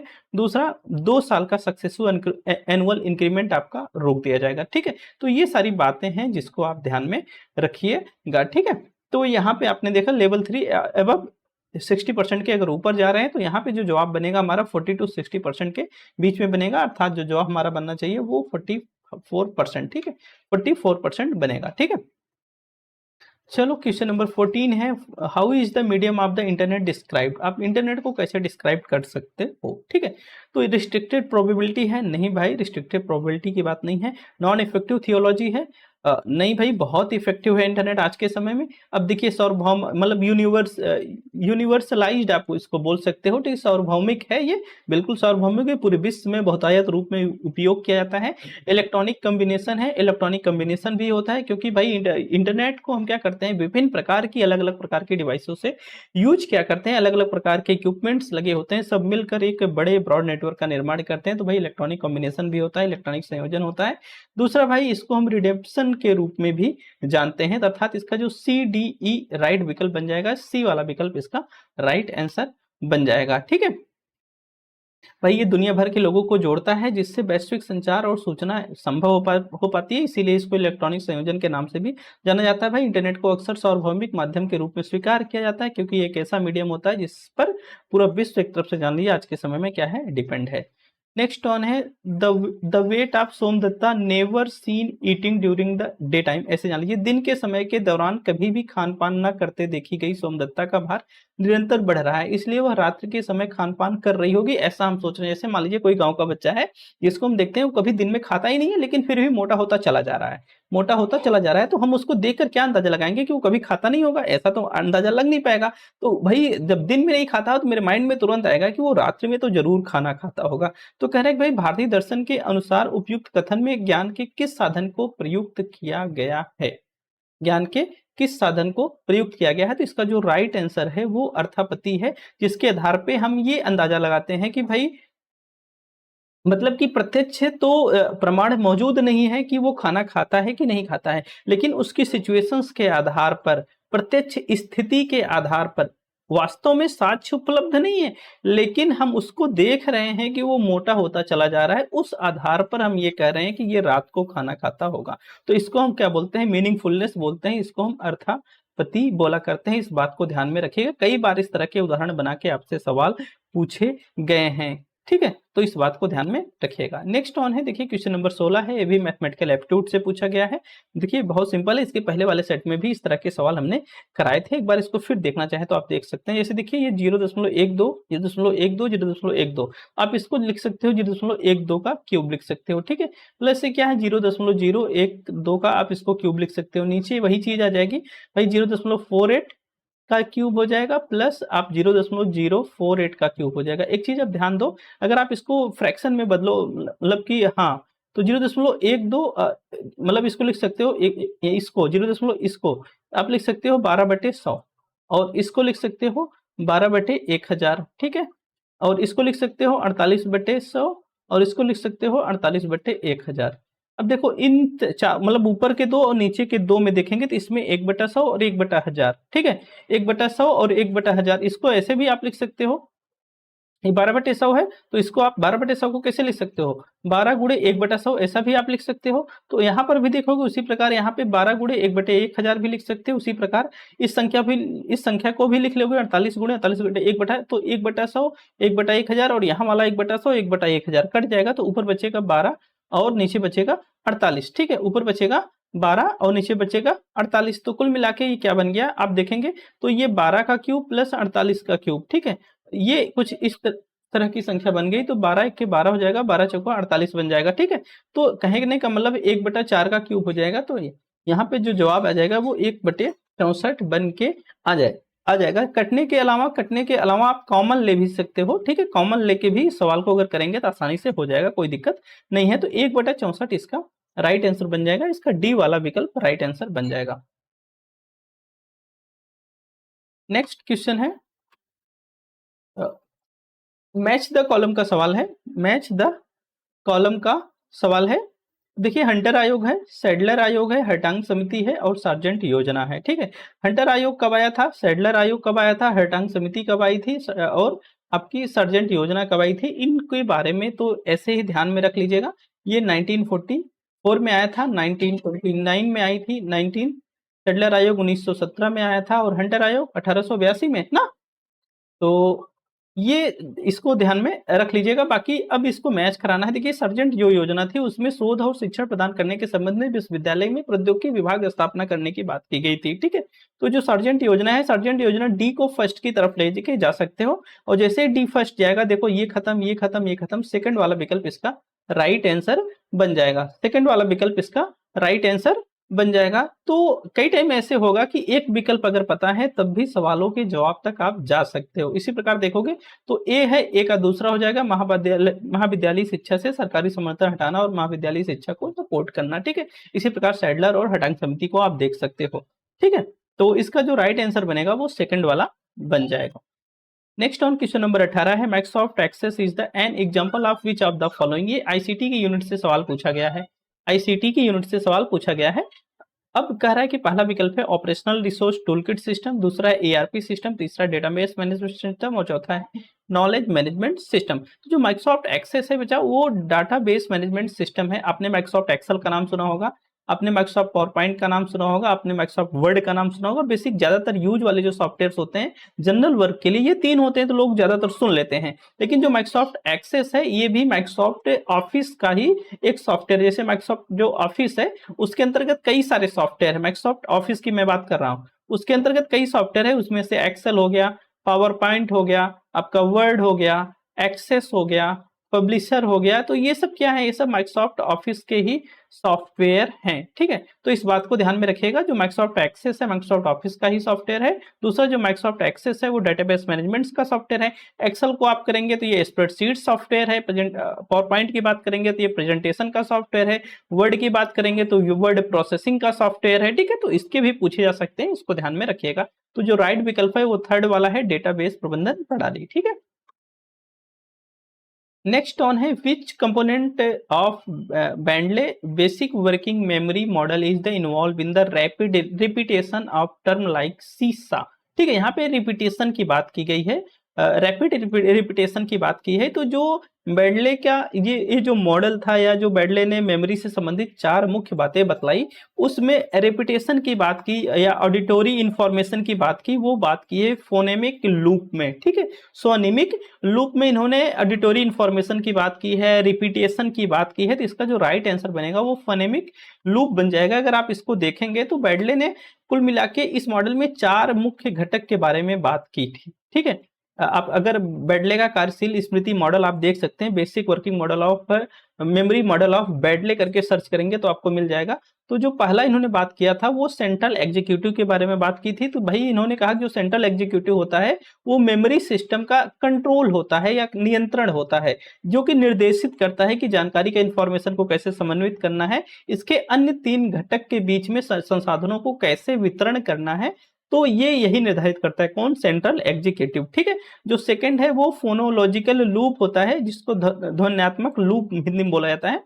बेसिकली आप देखेंगे तो यह इसमें मौखिक और श्रवण जानकारी को संभालता है। मौखिक वर्बल और श्रवण जो सुनते हैं हम जानकारी, ऐसी इंफॉर्मेशन को संभालता है। इसके 2 भाग होते हैं, एक फोनोलॉजिकल स्टोर होता है जो कि ध्वनि आधारित जानकारी को कुछ सेकंड तक अपने अंदर रखता है। दूसरा होता है आर्टिकुलेटरी रिहर्सल प्रोसेस, जो कि जानकारी को दोहराकर उसे मेमोरी में लगातार बनाए रखने का प्रोसेस करता है। ठीक है, तो यहाँ पे जो राइट आंसर है वो फोनोलॉजिकल लूप वाला ही उसका राइट आंसर है। वहां पे इंफॉर्मेशन को रिपीट किया जा रहा है, दोहराया जा रहा है। ठीक है, दूसरा तीसरा जो होता है, इसके जो पहले वाली शिफ्ट थी, मतलब कि 29 अगस्त 2024 या 28 अगस्त शिफ्ट 2 में विजुओ स्पेशल स्केच पैड से संबंधित सवाल आया था। तो ये जो विजुअल स्पेशल स्केच पैड होता है, बेसिकली इसमें विजुअल इंफॉर्मेशन या स्थानिक जानकारी को संभालने की जिम्मेदारी होती है। बेसिकली जैसे किसी वस्तु की आकृति, स्थान को याद रखना। जैसे आप अपने कमरे में जाते हो तो आपको कमरे का जो पूरा प्रारूप होता है पता चलता रहता है। आप रात को भी जाओगे तो अपने कमरे में कहीं भिड़ोगे नहीं, लेकिन अगर कोई दूसरा आपके कमरे में जा रहा, हो सकता है वो दीवार से ही भिड़ जाए। ठीक है, अगर अंधेरा है कमरे में। तो जो विजुअल स्पेशियल स्केच पैड होता है, बेसिकली वो दृश्य जानकारी को स्टोर करके रखता है। नेक्स्ट ऑन है एपिसोडिक बफर। एपिसोडिक बफर का मतलब ये एक प्रकार का नया घटक था जिसको बाद में जोड़ा गया। ये जो विभिन्न प्रकार के स्रोतों से जानकारी मिलती है उसको इंटीग्रेट करता है, उनको आपस में एकीकृत करने का काम करता है। ठीक है, तो बेंडले ने कार्यशील स्मृति मॉडल में ये 4 मुख्य बातें बतलाई थी, जिससे सवाल देखो, ये वाला जो सवाल था तो ये फोनोलॉजिकल लूप से संबंधित आया था। इसके पहले 28 अगस्त शिफ्ट 2 वाले पेपर में जो विजुअल स्पेशियल स्केच पैड से संबंधित सवाल आया था, तो आगामी एग्जामिनेशन में भी यहाँ से सवाल बन सकते हैं। एपिसोडिक बफर से बन सकता है, सेंट्रल एग्जीक्यूटिव से बन सकता है। ठीक है, नेक्स्ट ऑन है according to Davis Holmes, communication is the specific to textual और बिहेवियरल क्वालिटीज। स्पेस है, determination is made from the structure architectures. करा डेविड होम्स के अनुसार संप्रेषण पाठ विषय या व्यवहार संबंधी गुणवत्ताओं को विशिष्ट का मतलब विशिष्ट के बाद क्या आएगा, यहाँ पे आएगा मीडियम, माध्यम की संरचना से निर्धारण इसका किया था। जो डेविड हेम्स थे कम्युनिकेशन में, इन्होंने कहा कि भाई मीडियम का बहुत बड़ा रोल होता है, ये बहुत अहम स्थान रखता है कि इंफॉर्मेशन को कैसे प्रेजेंट किया जा रहा है, इंफॉर्मेशन को किस माध्यम से पहुंचाया जा रहा है। जैसे आप अगर किसी से फोन से बात करते हो, अगर कोई बात मनवानी है तो अगर आप फोन से बात बात कर रहे हो तो सामने वाले के पास बहुत विकल्प होते हैं जहां से वो तुरंत आपकी बात को मना कर सकता है, लेकिन हम खुद अपने मन से सोचते हैं कि अगर उसके हम सामने बैठ के बात किए होते, आमने सामने करते बात, हो सकता है कि वो मेरी बात को मना नहीं कर पाता, क्योंकि सामने होने से और फोन पर होने में बहुत बड़ा फर्क होता है। तो डेविड होम्स ने कम्युनिकेशन के दौरान उन्होंने कहा कि इंफॉर्मेशन किस मीडियम से प्रदान की जा रही है उसका बहुत बड़ा रोल होता है। तो जो डेविड होम्स थे वो कम्युनिकेशन में मीडियम पर बहुत ज्यादा फोकस थे, तो इस बात को ध्यान में रखिएगा। तो डेविड होम्स के अनुसार कम्युनिकेशन एक ऐसी प्रक्रिया मानी गई जिसमें पाठ विषयक या व्यवहार संबंधी जो गुणवत्ताएं होती हैं उस माध्यम की संरचना पर निर्भर करती है। जैसे कहने का मतलब है कि संप्रेषण केवल संदेश भेजना नहीं है, बल्कि इस बात पर निर्भर करता है कि संदेश भेजने का माध्यम कैसा था। जैसे अगर आपको पढ़ाने को ही ले लीजिए, अगर पढ़ाने का मतलब केवल जैसे ये जो प्रेजेंटेशन आपके सामने चल रहा है या जो स्लाइड्स बनी हुई है, ये स्लाइड्स नहीं होती, मैं ओरल आपको बैठ के ऐसे ही पढ़ा रहा होता, व्हाइट बोर्ड भी नहीं होता, तो वो अट्रैक्शन नहीं बन पाता, वो समझ नहीं डेवलप हो पाती। ऐसे में यहाँ पे क्या है, क्वेश्चंस दिख रहा है, विकल्प दिख रहे हैं, उसके बाद मैं उसको पढ़ा समझा समझा के आपको बतला रहा हूँ, तो आप बहुत ज्यादा उसको रिलेट कर पाओगे। तो इन्होंने कहा भाई कि कम्युनिकेशन मायने नहीं रखता है, बल्कि कम्युनिकेशन किस मीडियम से हो रहा है ये बहुत मायने रखता है। डेविड होम्स ने मीडियम पर बहुत ज्यादा फोकस किया था। नेक्स्ट ऑन है which of the following is considered as a major indoor air pollutant. अगर आप जाएंगे यूनिट 9 में, जिसमें हमने PD people development and environment में हमने आपको इंडोर एयर पोल्यूटेंट के बारे में बहुत अच्छे से पढ़ाया, तो कह रहा है कि इसमें से कौन सा ऐसा है जिसको हम इंडोर एयर पोल्यूटेंट के रूप में देख सकते हैं। तो इसका जो राइट आंसर है वो रेडॉन है। रेडॉन को हम इंडोर एयर पोल्यूटेंट के रूप में देखते हैं, जो कि अपने आप में एक रेडियोधर्मी गैस होती है जो कई टाइम होते इमारतों में जमा हो सकती है, विशिष्ट रूप से बेसमेंट या खराब हवा दे जहां पे वेंटिलेशन प्रॉपर नहीं होता है, वहां पे रेडान लंबे समय तक रह सकती है, जो कि फेफड़ों में कैंसर का एक काज के रूप में स्थापित हो सकती है। ये कुछ हमने लिस्ट प्रोवाइड कर दी है। मेजर इंडोर एयर पोल्यूटेंट्स हैं, जैसे कार्बन मोनोऑक्साइड है, रेडॉन हो गई, वीओसीज हो गई, पार्टिकुलेट मैटर पीएम, और फॉर्मेल्डिहाइड हो गई, बायोलॉजिकल पोल्यूटेंट हो गए, नाइट्रोजन डाइऑक्साइड, ये भी आपके इंडोर एयर पोल्यूटेंट के रूप में आते हैं। तो इस बात को भी ध्यान में रखिएगा। सोर्सेस क्या है, यहाँ पे इनपुट है, आप एक बार इसको पढ़ लीजिएगा, अथवा डिटेल में देखना हो तो इन्वायरमेंट के यूनिट में देख लीजिएगा, ठीक है। ये वही चीज है, बस फिगर के रूप में है, ठीक है। On the basis of area of cover identify the correct ascending order of the following 4 types of computer network A to D। कह रहा है कि भाई ये जो कंप्यूटर नेटवर्क्स हैं इनको असेंडिंग ऑर्डर में आपको अरेंज कर देना है। तो हमने इसके बारे में बहुत अच्छे से आपको पढ़ा है। जो पैन होता है वो पर्सनल एरिया नेटवर्क होता है, सबसे छोटा नेटवर्क होता है, तो इसको सबसे पहले रखेंगे।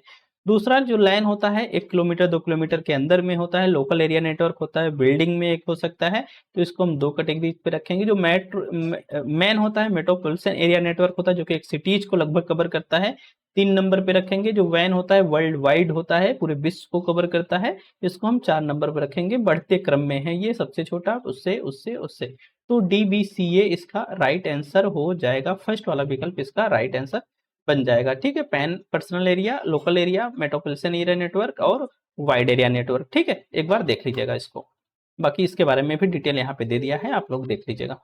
Correct sequence of the following meanings of the communication, ठीक है। कम्युनिकेशन के मीनिंग को करेक्ट सीक्वेंस में आपको करना है कि भाई रिटन कम्युनिकेशन है, फेस टू फेस है, प्रिंटिंग है, ब्रॉडकास्टिंग है, बीटा कास्टिंग है।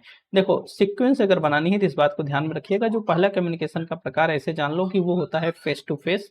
दूसरा सबसे बड़ा जो होता है वो बीटा कास्टिंग है, ब्रॉडकास्टिंग से भी टॉप, जहां पे डिजिटलाइजेशन बहुत ज्यादा हो गया है किसमें, बीटा कास्टिंग में। तो सबसे पहले बी आएगा और सबसे लास्ट में ई आएगा, मतलब कि ये आएगा। अगर 5 है तो ये 1 पे आएगा, ये 5 पे आएगा। जरा देखो बी कहाँ है, बी देखो यहाँ पे है और ई यहाँ पे है, यही इसका राइट आंसर भी है। बी वाला इसका राइट आंसर है। कहने का मतलब है सबसे पहले बीटा कॉस्टिंग आएगा, ओ सॉरी, सबसे पहले फेस टू फेस कॉस्टिंग आएगा, फिर आपका आ जाएगा रिटेन वाला कम्युनिकेशन, फिर आ जाएगा आपका प्रिंटिंग, ठीक है, फिर चौथा आ जाएगा आपका ब्रॉडकास्टिंग, ठीक है, ब्रॉडकास्टिंग, और 5वें पे आ जाएगा बीटा कॉस्टिंग। इस बात को ध्यान में रखिएगा। तो सेकंड वाला विकल्प इसका राइट आंसर बन जाएगा, ठीक है। तो देखिए face to face, written, printing, broadcasting and beta casting इसका राइट आंसर बन जाएगा। जो फेस टू फेस है बेसिकली नेचुरल कम्युनिकेशन होता है। रिटेन में भाई जहाँ पे हमें फॉर्मल कम्युनिकेशन की आवश्यकता होती है वहाँ पे रिटेन कम्युनिकेशन ज़्यादातर इस्तेमाल होता है। भाई पेपर्स मास कम्युनिकेशन के लिए प्रिंटिंग, ब्रॉडकास्टिंग में रेडियो या टेलीविजन, बीटा कास्टिंग जहाँ पे भाई यहाँ ये भी एक तरफ से ब्रॉडकास्टिंग का एक्सटेंडेड रूप होता है जहाँ पे डिजिटलाइज्ड रूप से ब्रॉडकास्टिंग की जाती है। ठीक है, नेक्स्ट ऑन क्वेश्चन नंबर 24 है। अब ये आपके स्वयं प्रभा के चैनल्स हैं, कई बार इसके बारे में बता चुका हूँ। आपको VSP SPV के AST याद रखिएगा, आराम से सवाल हल हो जाएगा। VSP SPV KA अर्थात 7 नंबर पे कौटिल्य ला रहे हैं साहब, 7 नंबर पे कौटिल्य हैं तो डी का पहला हो जाएगा। डी का पहला जैसे ही होगा तो ये तो खत्म, ये तो खत्म। VSP SPV, ठीक है, KASD जिसको आपको ध्यान में रखना है। तो अब इसके अदर देखिए VSP SPV KASD इसको आपको ध्यान में रखना है। तो SPV ये देखो 5 नंबर पे आ रहा है, ये प्रबंधन वाला है। ठीक है, तो अगर आप देखेंगे तो ये 5 नंबर, बी का तीसरा, बी का जैसे तीसरा देखेंगे तो ये सेकंड वाला विकल्प इसका राइट आंसर बन जाएगा। तो सेकंड वाला विकल्प इसका राइट आंसर है। चैनल नंबर 4 है सारस्वत, देखिए SPV सारस्वत है और बी का थर्ड ही हो गया, आपने देख लिया। सी का दूसरा हो गया, सी का मतलब 5 का दूसरा हो गया VSP SPV। ठीक है, तो ये सॉरी ये सी का हो गया, सी का दूसरा SPV विधिक जो होता है। ठीक है, तो इस हिसाब से देखेंगे तो इसका सेकंड वाला विकल्प है। बहुत बार इसको पढ़ाया हूं, आप लोग को भी पता होगा। देखिए ये सारी चैनल्स हैं, वागीश है, संस्कृति है, प्रबोध है, ठीक है, सरस्वत है, प्रबंधन है, विधिक है। तरीके से याद करेंगे तो हमको याद है कौटिल्य है, आर्यभट्ट है, स्पंदन है, दक्ष है। बस 10 तक तो यहाँ से याद रख लीजिएगा, बाकी कई टाइम तो यहाँ से पूछे थे। और 40 वाला जो चैनल है वो क्या है आपका, व्यास है।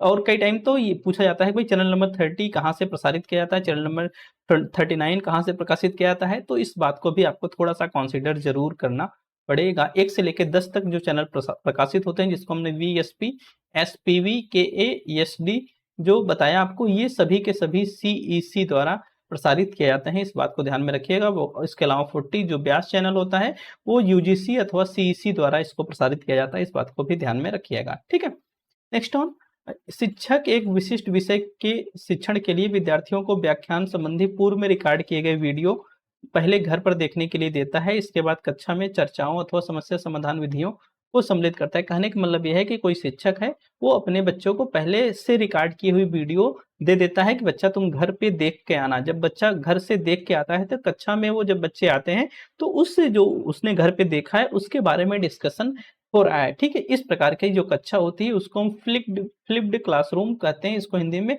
पलटी कक्षा भी कहा जाता है।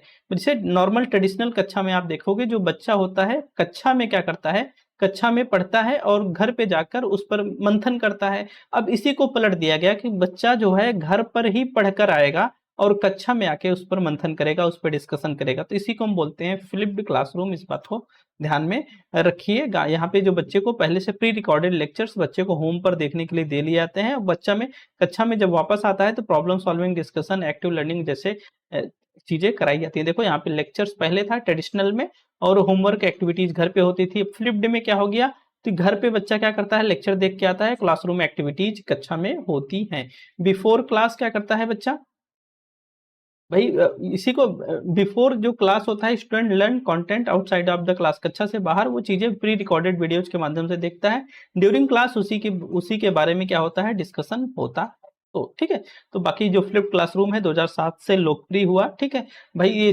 छात्रों को अपनी गति से सीखने की सुविधा देता है। पहले से रिकॉर्ड किए गए व्याख्यान होते हैं यहाँ पे। भाई कक्षा में उपयोग, समस्या समाधान, ज्ञान का उपयोग कैसे हो सकता है, इन सब बातों पे जिक्र होता है। तो इस बात को ध्यान में रखिएगा। बाकी फ्लिप, ठीक है, फ्लिप कई टाइम होता है कि आपसे इसका फुल फॉर्म भी पूछ लिया जाता है। तो इस बात को भी ध्यान रखिएगा। Flexible environment, learning culture shift, ठीक है, इंटेंशनल कंटेंट। ठीक है, तो इस बात को भी ध्यान में रख लीजिएगा। नेक्स्ट ऑन है क्वेश्चन नंबर 26 है, निम्न में से कौन सा वो सॉफ्टवेयर है जो अवांछित अथवा कभी कभी क्षुब्ध करने वाले पॉपअप विज्ञापन प्रदर्शित करता है जिसको कंप्यूटर अथवा मोबाइल फोन पर प्रकट हो जाता है। इस समय वर्तमान समय में सरकारी रिजल्ट.com तो बंद है, आप रोजगार रिजल्ट.com देखो। रोजगाररिजल्ट.com देखो, जैसे इस पे जाओगे तो एक मैसेज आ जाएगा और 40 सेकंड का आपको ऐड दिखाएगा। तो वो जो ऐड जैसे आप वेबसाइट खोलोगे तुरंत आ जाएगा धड़ाम से, और जब तक वो 40 सेकंड पूरे नहीं होंगे आपको वेबसाइट के कंटेंट को एक्सेस नहीं करने देगा। तो ये जो आ जाते हैं ऐड, जो ऐड आता है उसमें कोई वीडियो या किसी के बारे में कुछ बताता रहता है तो वो ऐड देता रहता है। इसको हम क्या बोलते हैं, एडवेयर बोलते हैं, पॉपअप के रूप में आ जाएंगे आपके सामने, ठीक है। इसको हम एडवेयर बोलते हैं, इस बात को ध्यान रखिए। ये अवांछित एडवेयर होते हैं, जबरदस्ती दिखलवाते हैं, ऐसे जान लो, ठीक है।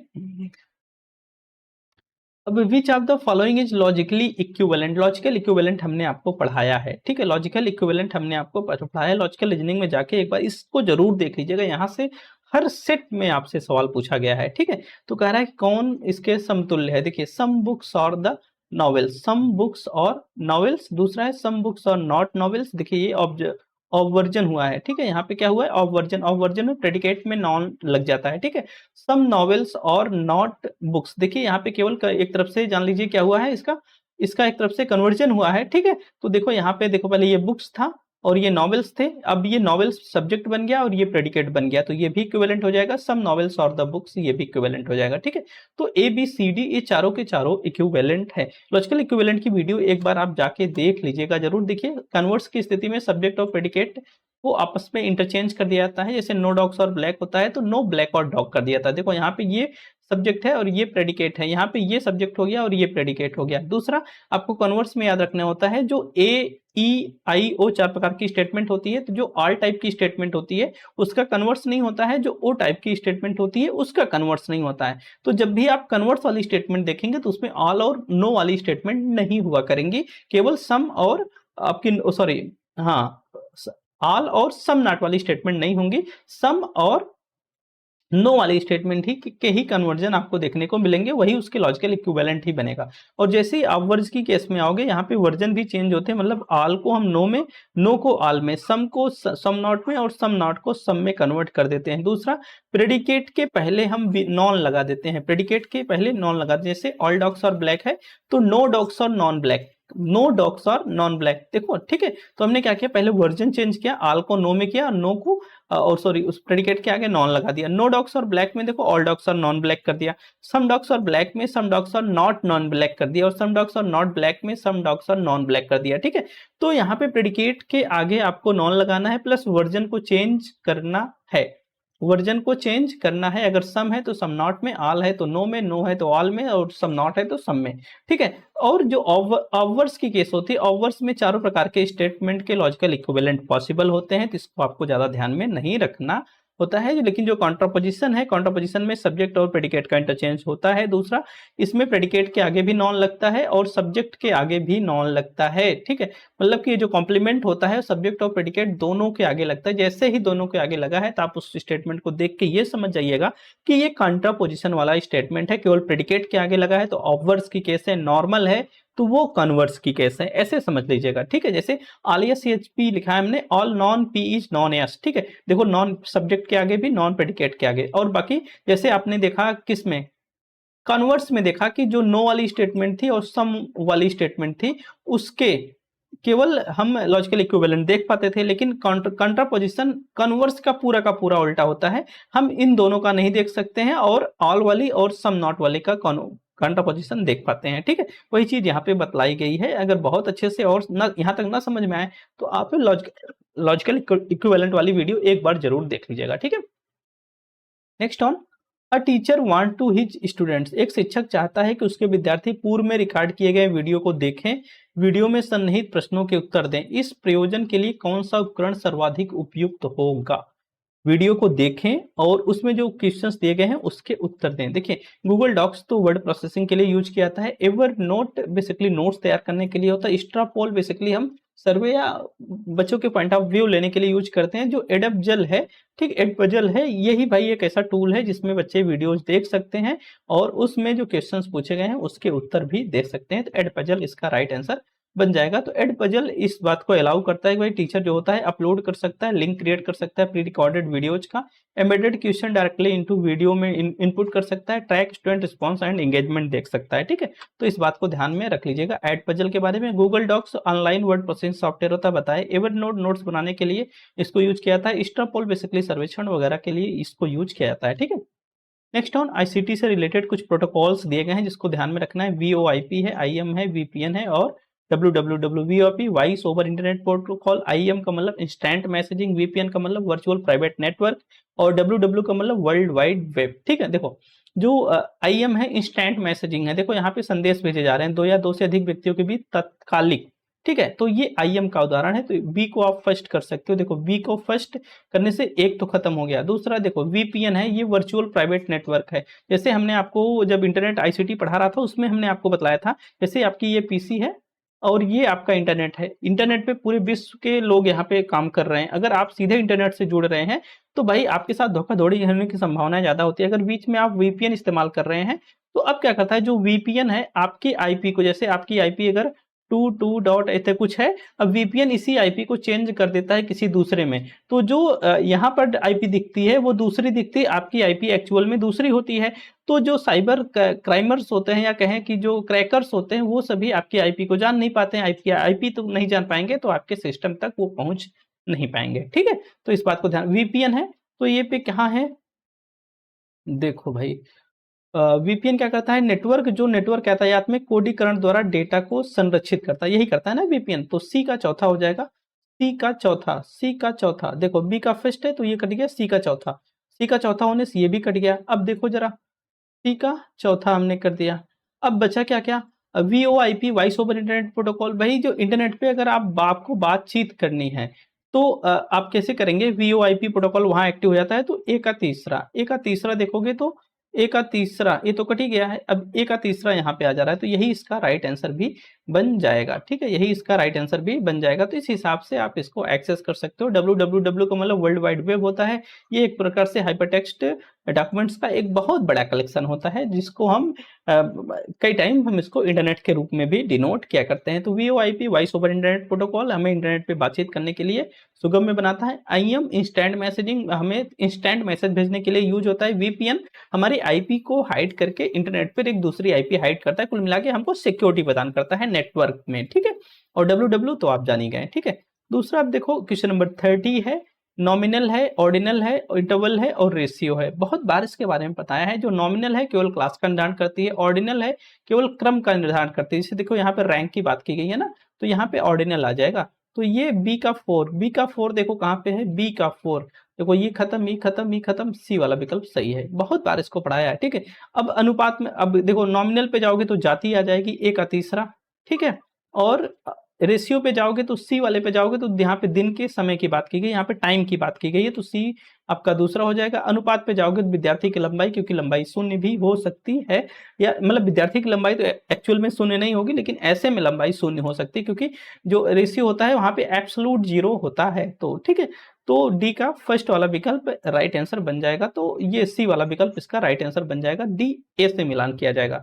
तो इसके बारे में बहुत अच्छे से मैंने पढ़ाया, बताया, समझाया। नॉमिनल है, ऑर्डिनल है, इंटरवल है, रेशियो है। केवल यहाँ पे क्लास का निर्धारण, यहाँ पे क्लास और ऑर्डर दोनों, name order and proportionate interval का मतलब है कि दो वैल्यूज के बीच में समान अंतराल होता है। रेशियो में नेम क्लास भी होता है, ऑर्डर भी होता है, प्रोपोर्शनेट इंटरवल भी होता है और एब्सोल्यूट 0 भी होता है। इस बात को ध्यान में रखिए। बाकी यहाँ भी कुछ फीचर्स दिए हैं, आप लोग इसको देख लीजिएगा। ठीक है, क्वेश्चन नंबर 30 है, which of the following are true, इनमें से कौन सा सत्य है।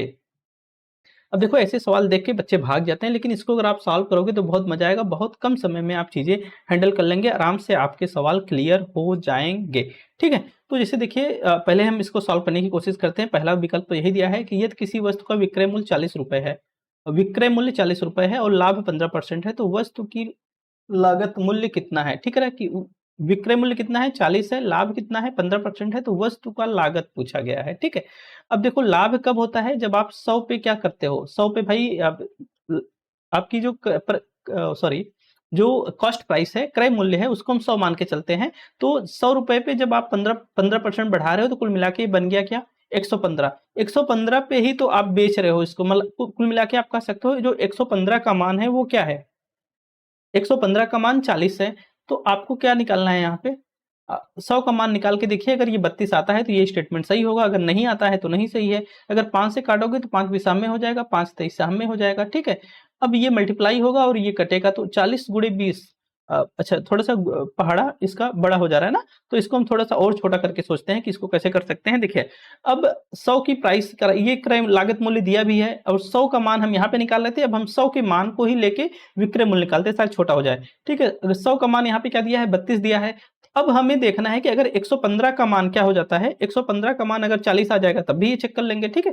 तो 115 का मान निकालने जाएंगे तो अब देखिए यहाँ पे 5 बिसाम में 100 हो जाएगा, 5 23 साम में 100 हो जाएगा, ठीक है।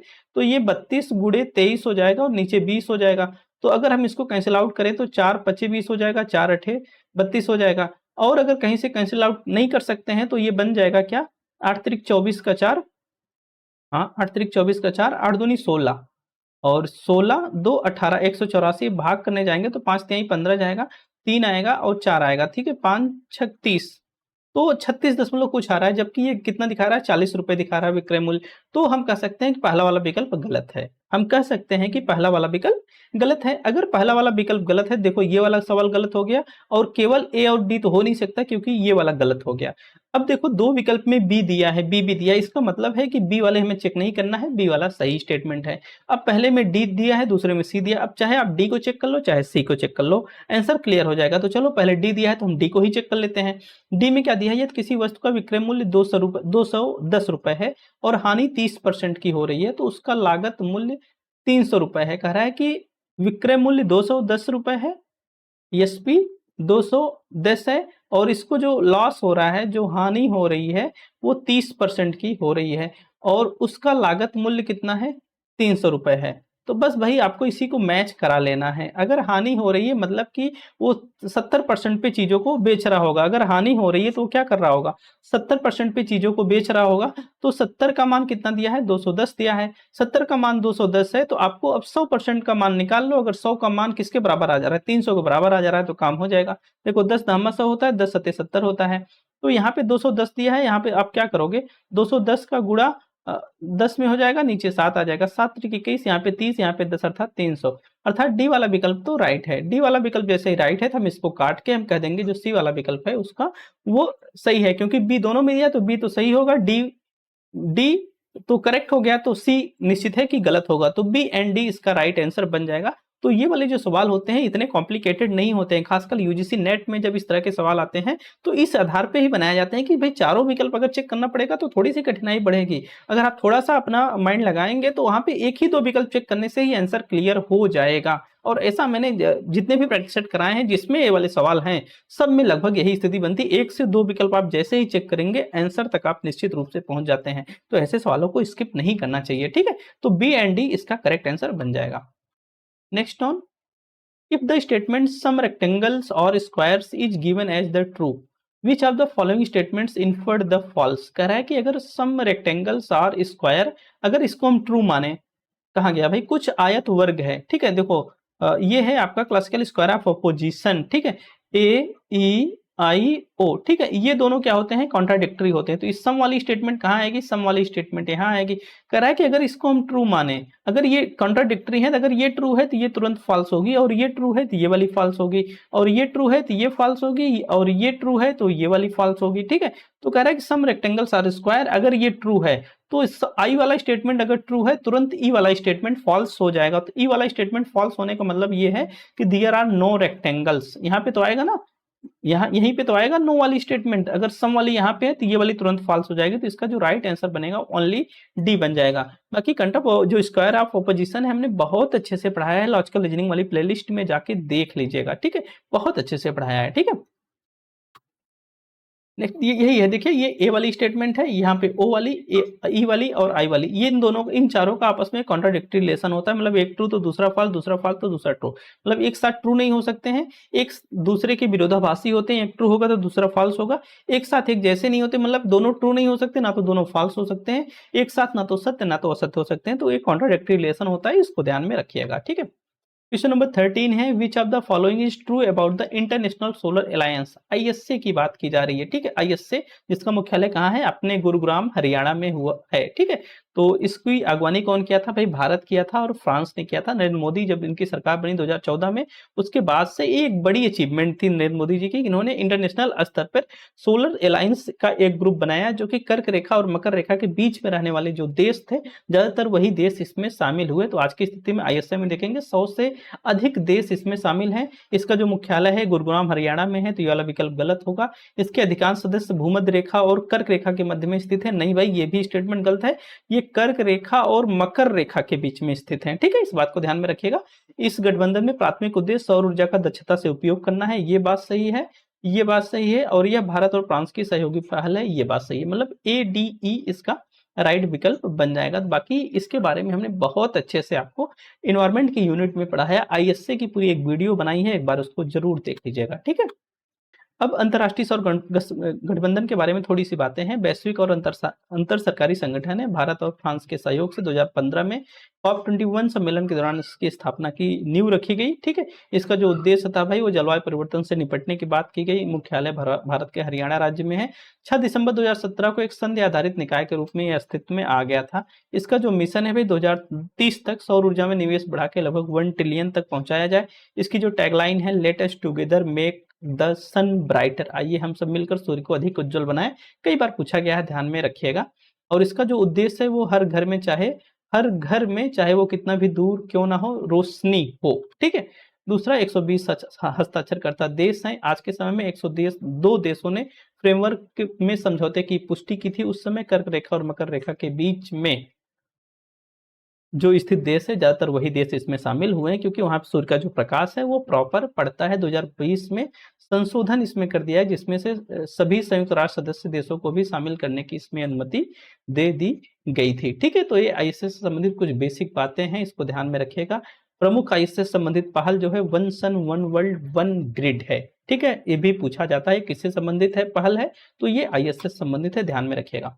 Consider the following series, find the number of inserted in the place of the question mark। Question mark की जगह क्या आएगा? ठीक है, क्वेश्चन मार्क की जगह क्या आएगा तो आपको देखना है भाई। चलो इसको देखा जाए पहले।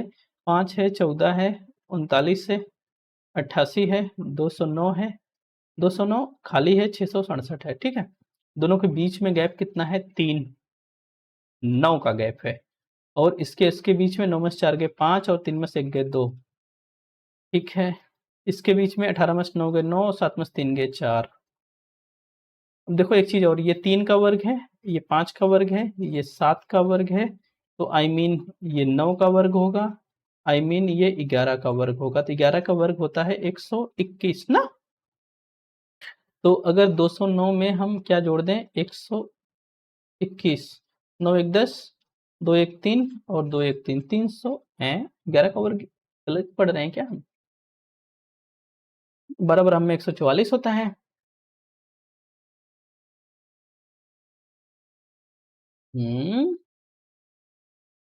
अच्छा, 13 का वर्ग, 11 का वर्ग, 9 का वर्ग, 11 का वर्ग, कुछ गड़बड़ हो रहा है क्या? ये 3 का वर्ग है, तो इसके और इसके बीच में 5 का वर्ग, इसके और इसके बीच में 7 का वर्ग, इसके और इसके बीच में 9 का वर्ग।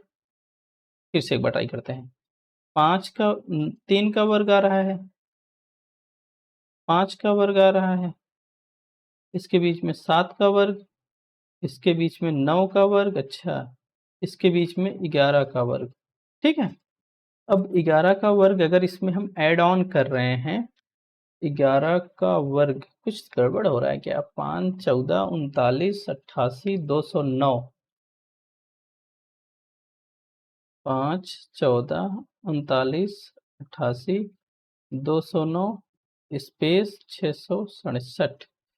यहाँ पे अगर 3 का वर्ग है, यहाँ पे अगर 5 का वर्ग है, यहाँ पे 7 का वर्ग है, यहाँ पे 9 का वर्ग है, यहाँ पे 11 का वर्ग है।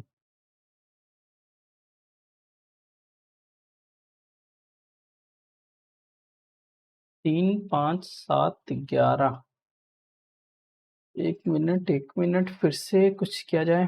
5 है, 14 है, 39 है, 88 है, 209 है, इसके बीच में 9 का अंतर है, इसके बीच में आपका 9 में से 4 गए 5 और 3 में से 1 गए 2, 25 आ रहा है। यहाँ पे 18 में से 9 गए 9 और 7 में 3 गए 4 49, यहाँ पे 9 में 60 गए 1, फिर 10 में 60 गए 2, 121। ओ यही तो गड़बड़ी हो रही थी। ये 3 का वर्ग, 5 का वर्ग, 7 का वर्ग, 11 का वर्ग, यहाँ पे आएगा 13 का वर्ग। 13 का वर्ग कितना है? 169। अगर 209 में हम 169 ऐड कर रहे हैं तो 9 9 18, 6 1 7 और 2 1 3, 378 इसका राइट आंसर बनेगा। ठीक है, इसका आंसर 378 होगा। हम लोग यहाँ थोड़ा सा मिस कर जा रहे थे, तो इसका राइट आंसर जो बन जाएगा 378 बन जाएगा। क्वेश्चन नंबर 35 है।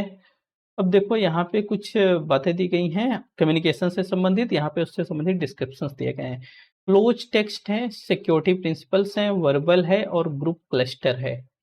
सिक्योरिटी प्रिंसिपल देखो यहाँ पे दिया है जोखिम से बचना, तो यहीं से ये क्लियर हो जाएगा सिक्योरिटी प्रिंसिपल और रिस्क अवॉइडेंस। ठीक है, बी का चौथा ओहो, बी का चौथा जैसे गया ती वाला विकल्प राइट आंसर बन गया। ठीक है, ए वाला थर्ड बन रहा है। समृद्ध पाठ या क्लोज टेस्ट का मतलब यह है कि एकल अनुक्रिया प्राप्त करने के लिए जो text to get single responses close text है। ठीक है, ये ए का थर्ड हो गया।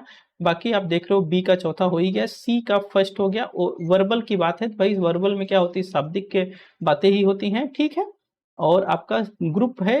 अब ग्रुप में क्या है? मूल अलंकारिक संरचना, बेसिक फिगर स्ट्रक्चर्स की बात की गई है। ठीक है, तो इस हिसाब से देखेंगे तो इसका सी वाला विकल्प राइट आंसर हो जाए। कई टाइम इस तरह के जो मैच द कॉलम वाले सवाल आते हैं, यहाँ पे जो शब्दावलियां लिख के आ जाती हैं वो शब्दावलियां गूगल से ट्रांसलेट होती हैं, कई टाइम उनको डिटेक्ट कर पाना बड़ा कठिन होता है। लेकिन अगर आप चारों को बहुत ऑब्जर्व करेंगे तो एक दो तो ऐसे मिल जाएंगे जहां से आप आंसर तक पहुंच पाओगे। ठीक है, चलो। Which of the following prepositions are contradictory? फिर से वही सवाल, contradictory. All squares are rectangle, no squares is rectangle. All का तो नो नहीं होगा। Some squares are rectangles, some squares are not rectangle. देखो सम और ऑल ये दोनों कॉन्ट्राडिक्टरी हैं, यही होता है ना, ए ई आई ओ। ठीक है, तो ये वाली ऑल स्टेटमेंट होती है और ये वाली सम नॉट वाली स्टेटमेंट होती है, तो ये एक दूसरे के कॉन्ट्राडिक्टरी। ये वाली सम होती है और ये वाली नो होती है, तो ये एक दूसरे के कॉन्ट्राडिक्टरी है। तो यहाँ पे ऑल वाली और सम नॉट वाली। ठीक है, तो ये वाला विकल्प और ये वाला विकल्प right answer, A and D इसका राइट विकल्प, सेकंड वाला विकल्प इसका राइट है।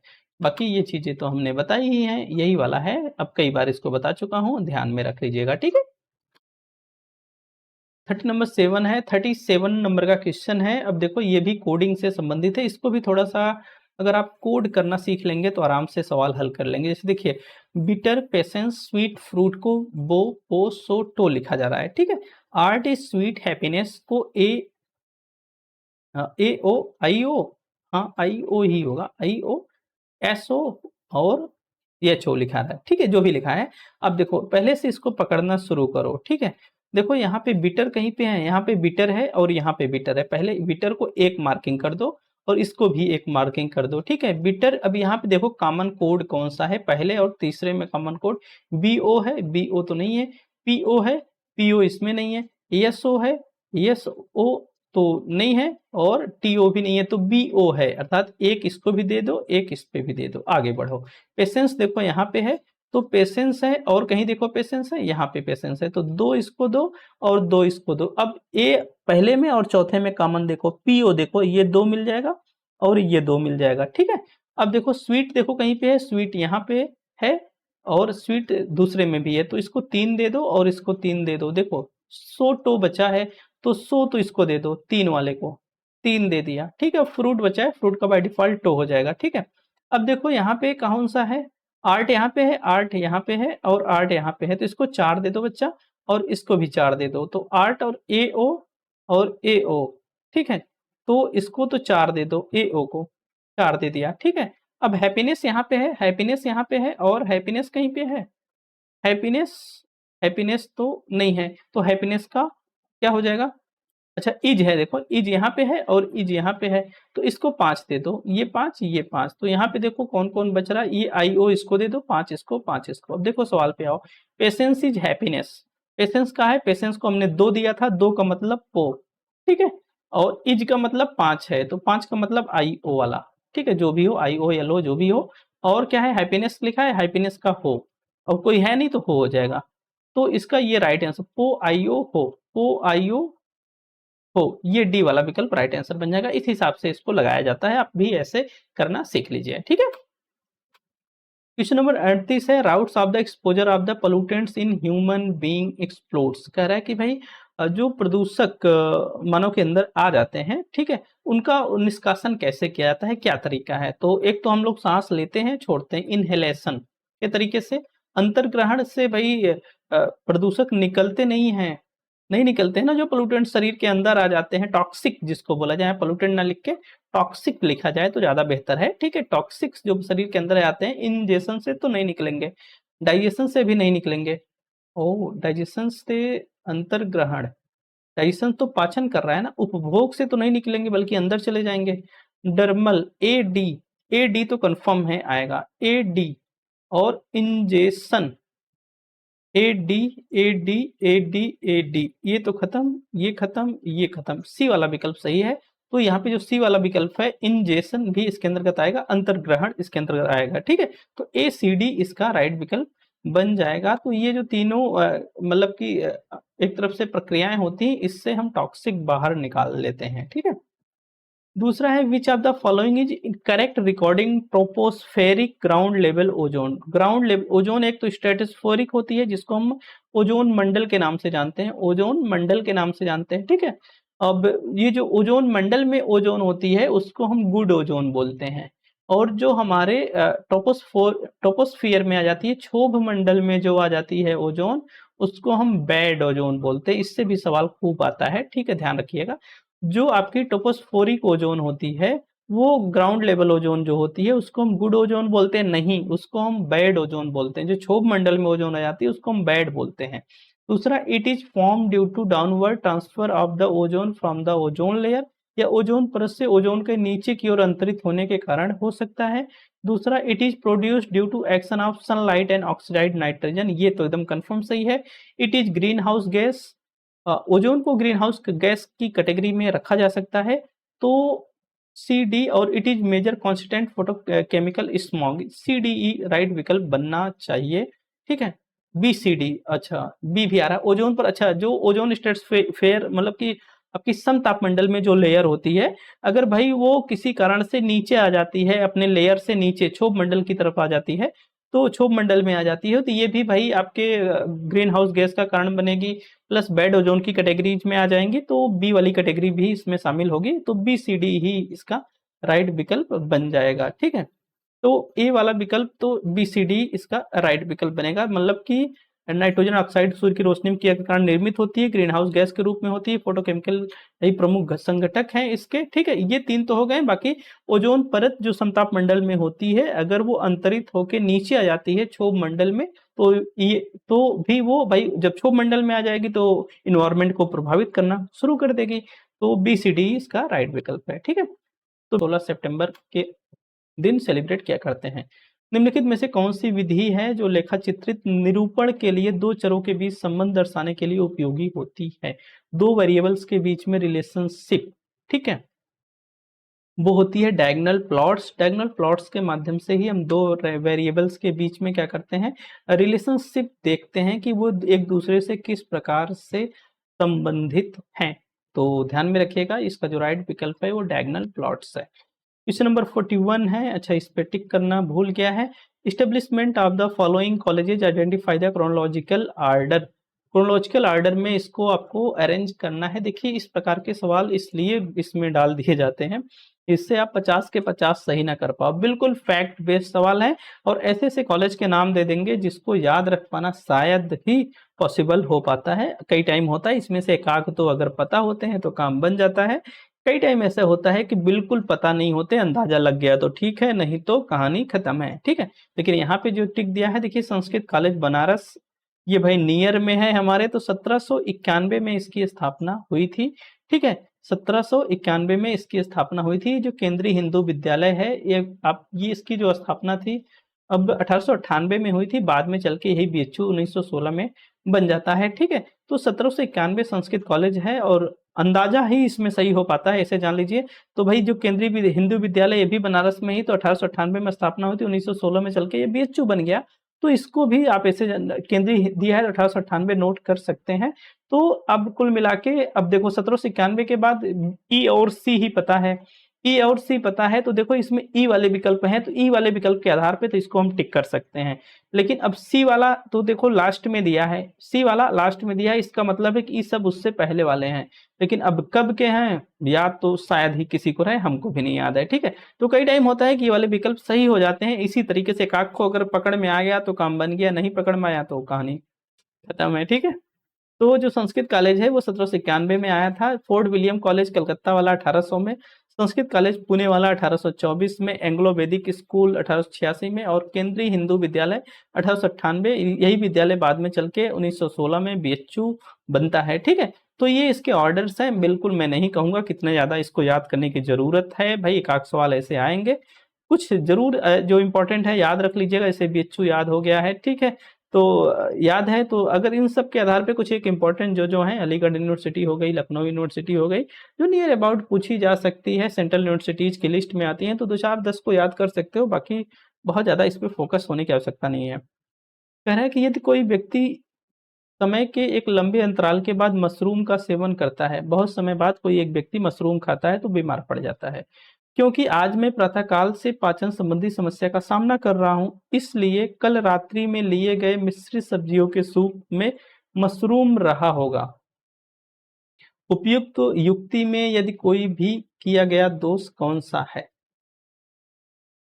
अब कह रहा है कि it is a valid argument, कह रहा है कि अफर्मिंग द कॉन्जिक्वेंट, नेक्स्ट है हैस्टी जनरलाइजेशन और चौथा है बेगिंग द क्वेश्चन। देखो ये it is a valid argument confirm नहीं कर सकते हो क्योंकि साउंड नहीं आएगा। ठीक है, और हैस्टी जनरलाइजेशन तो यहाँ पे हो नहीं रहा है कि किसी एक के आधार पे वो जनरलाइज कर रहा है। बिगिनिंग द क्वेश्चन भी नहीं है, तो इसका राइट आंसर जो होना चाहिए अफर्मिंग द कॉन्जिक्वेंट होना चाहिए। ठीक है, इसका राइट आंसर। तो ये प्रकार की लॉजिकल फैलेसी होती है जिसमें कोई व्यक्ति यह मान लेता है जिसका प्रभाव वो देखा गया है, लेकिन निश्चित रूप से किसी विशेष कारण से ही हुआ होगा। मतलब कि यह त्रुटि तब होती है जब कोई व्यक्ति यह मान लेता है कि यदि कोई प्रभाव देखा गया है तो उस प्रभाव का कोई विशेष कारण ही होगा, जबकि अन्य कारण भी उस प्रभाव को उत्पन्न कर सकते हैं। जैसे क्या हुआ भाई, वो बीमार पड़ गया या पाचन संबंधी समस्या उसको हो गई, तो उसको लगा कि मशरूम खाने से ऐसा हो जाता था, तो वो तुरंत उसी पर चला गया। ठीक है, जबकि उसके और भी कारण हो सकते हैं। इसलिए यहाँ पे जो राइट विकल्प बनेगा वो अफर्मिंग द कॉन्जिक्वेंट बनेगा। ठीक है, नेक्स्ट ऑन है दत्त समूहों को निम्नलिखित माध्यों एक्स बार और मानक विचलनों के साथ उनके विचरण गुणांकों के घटते क्रम में व्यवस्थित करना है। देखिए जो कॉफिशिएंट वेरिएशन बराबर होता है सीवी बराबर होता है स्टैंडर्ड डेविएशन अपान एक्स बार के। इसको आप कह सकते हो भाई स्टैंडर्ड डेविएशन अपान मीन के।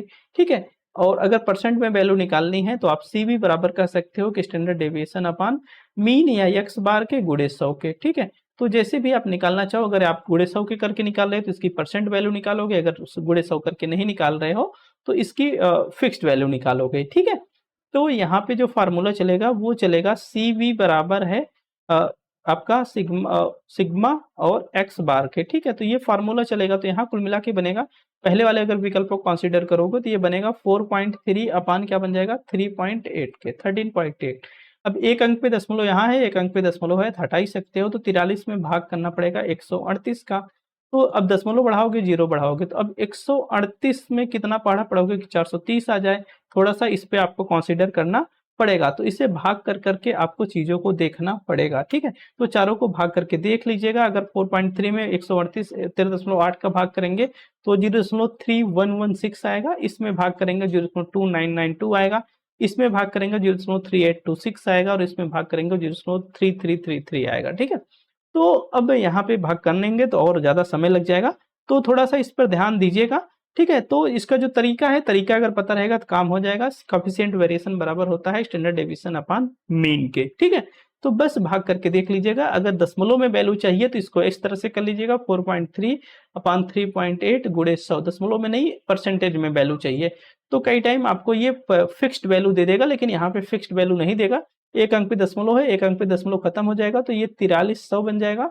4300 में भाग करना पड़ेगा 138 का, तो 138 में भाग करोगे तो 3 बार जा रहा है, तो 3 अठे 24 होगा, 3 त्रिक्का 9 2 11 होगा, 3 एक के 3 2 और 3 एक 4 होगा। ठीक है, तो 430 है, 10 में 4 गए 6, 2 में से 1 गए 1, खत्म कहानी 160। ठीक है, तो अब यहाँ पे 3 के बाद 1 चला जाएगा, तो इसी प्रकार से आप देखेंगे 3.116 पॉइंट, ठीक है, इस तरह के से आ जाएगा। इसका जो राइट विकल्प है CDAB हो जाएगा। तो इस तरह के सवालों को इग्नोर नहीं करना होता है, छोटी छोटी बातें अगर ध्यान है तो आपके काम हो जाने हैं, ठीक है। अब देखो इसका सूत्र यही है, आपको बाकी परसेंटेज में वैल्यू निकालनी है तो इसको आप लगा सकते हो, ठीक है। क्वेश्चन नंबर 44 है, which of the following measures is initiated by the Lord Auckland. Lord Auckland, ठीक है भाई, ये क्या क्या क्या काम किए थे, तो कह रहा है प्राच्य महाविद्यालय, ठीक है। याद है उस समय 1835 की घटना, उस समय जो 1835 ना, हाँ ठीक तो है। तो 1835 से पहले इस बात का विवाद चल रहा था कि भाई जो भारत की शिक्षा पर 1 लाख रुपए खर्च करने का प्रावधान था, तो इस 1 लाख रुपए को खर्च करने के लिए ही विवाद हो गया था कि भाई कुछ लोगों का कहना था कि ये जो 1 लाख रुपए है वो भारतीय शिक्षा सिस्टम के अनुसार खर्च किया जाएगा, भारतीय नॉलेज पद्धति के अनुसार खर्च किया जाएगा, और कुछ का कहना था कि भाई ये जो पैसा है वो ब्रिटिश जो पाश्चात्य नॉलेज है, पाश्चात्य नॉलेज के आधार पे खर्च किया जाएगा, ठीक है, या पाश्चात्य सिस्टम के आधार पे खर्च किया जाएगा, पाश्चात्य ज्ञान के प्रसार के लिए खर्च किया जाएगा, ठीक है। तो 2 ग्रुप बन गया, एक ग्रुप ऐसा था जो कि प्राच्यवादी था, दूसरा था पाश्चात्यवादी। जो प्राच्यवादी ग्रुप था वो भारतीय सिस्टम के अनुसार और भारतीय शिक्षा पद्धति के अनुसार भारत को शिक्षा देना चाहता था। दूसरा जो ग्रुप था वो पाश्चात्यवादी, वो वेस्टर्न मतलब कि जो कलेक्शंस थे नॉलेज के, उसके आधार पे भारतीयों को प्रशिक्षित करना चाहता था, ठीक है। तो उसमें से जो लॉर्ड ऑकलैंड थे वो प्राच्यवादी थे, वो प्राच्य महाविद्यालयों को आरक्षण देना चाहते थे, उसको भाई जिस हिसाब से हमारा भारतीय नॉलेज सिस्टम था उस हिसाब से नॉलेज देना चाहते थे। प्राच्य भाषाओं के अनुदेश के लिए उपयोगी कृतियों का प्रकाशन था और उच्च अनुदेश के लिए केंद्रीय महाविद्यालयों की स्थापना करने की बात की गई थी, ठीक है।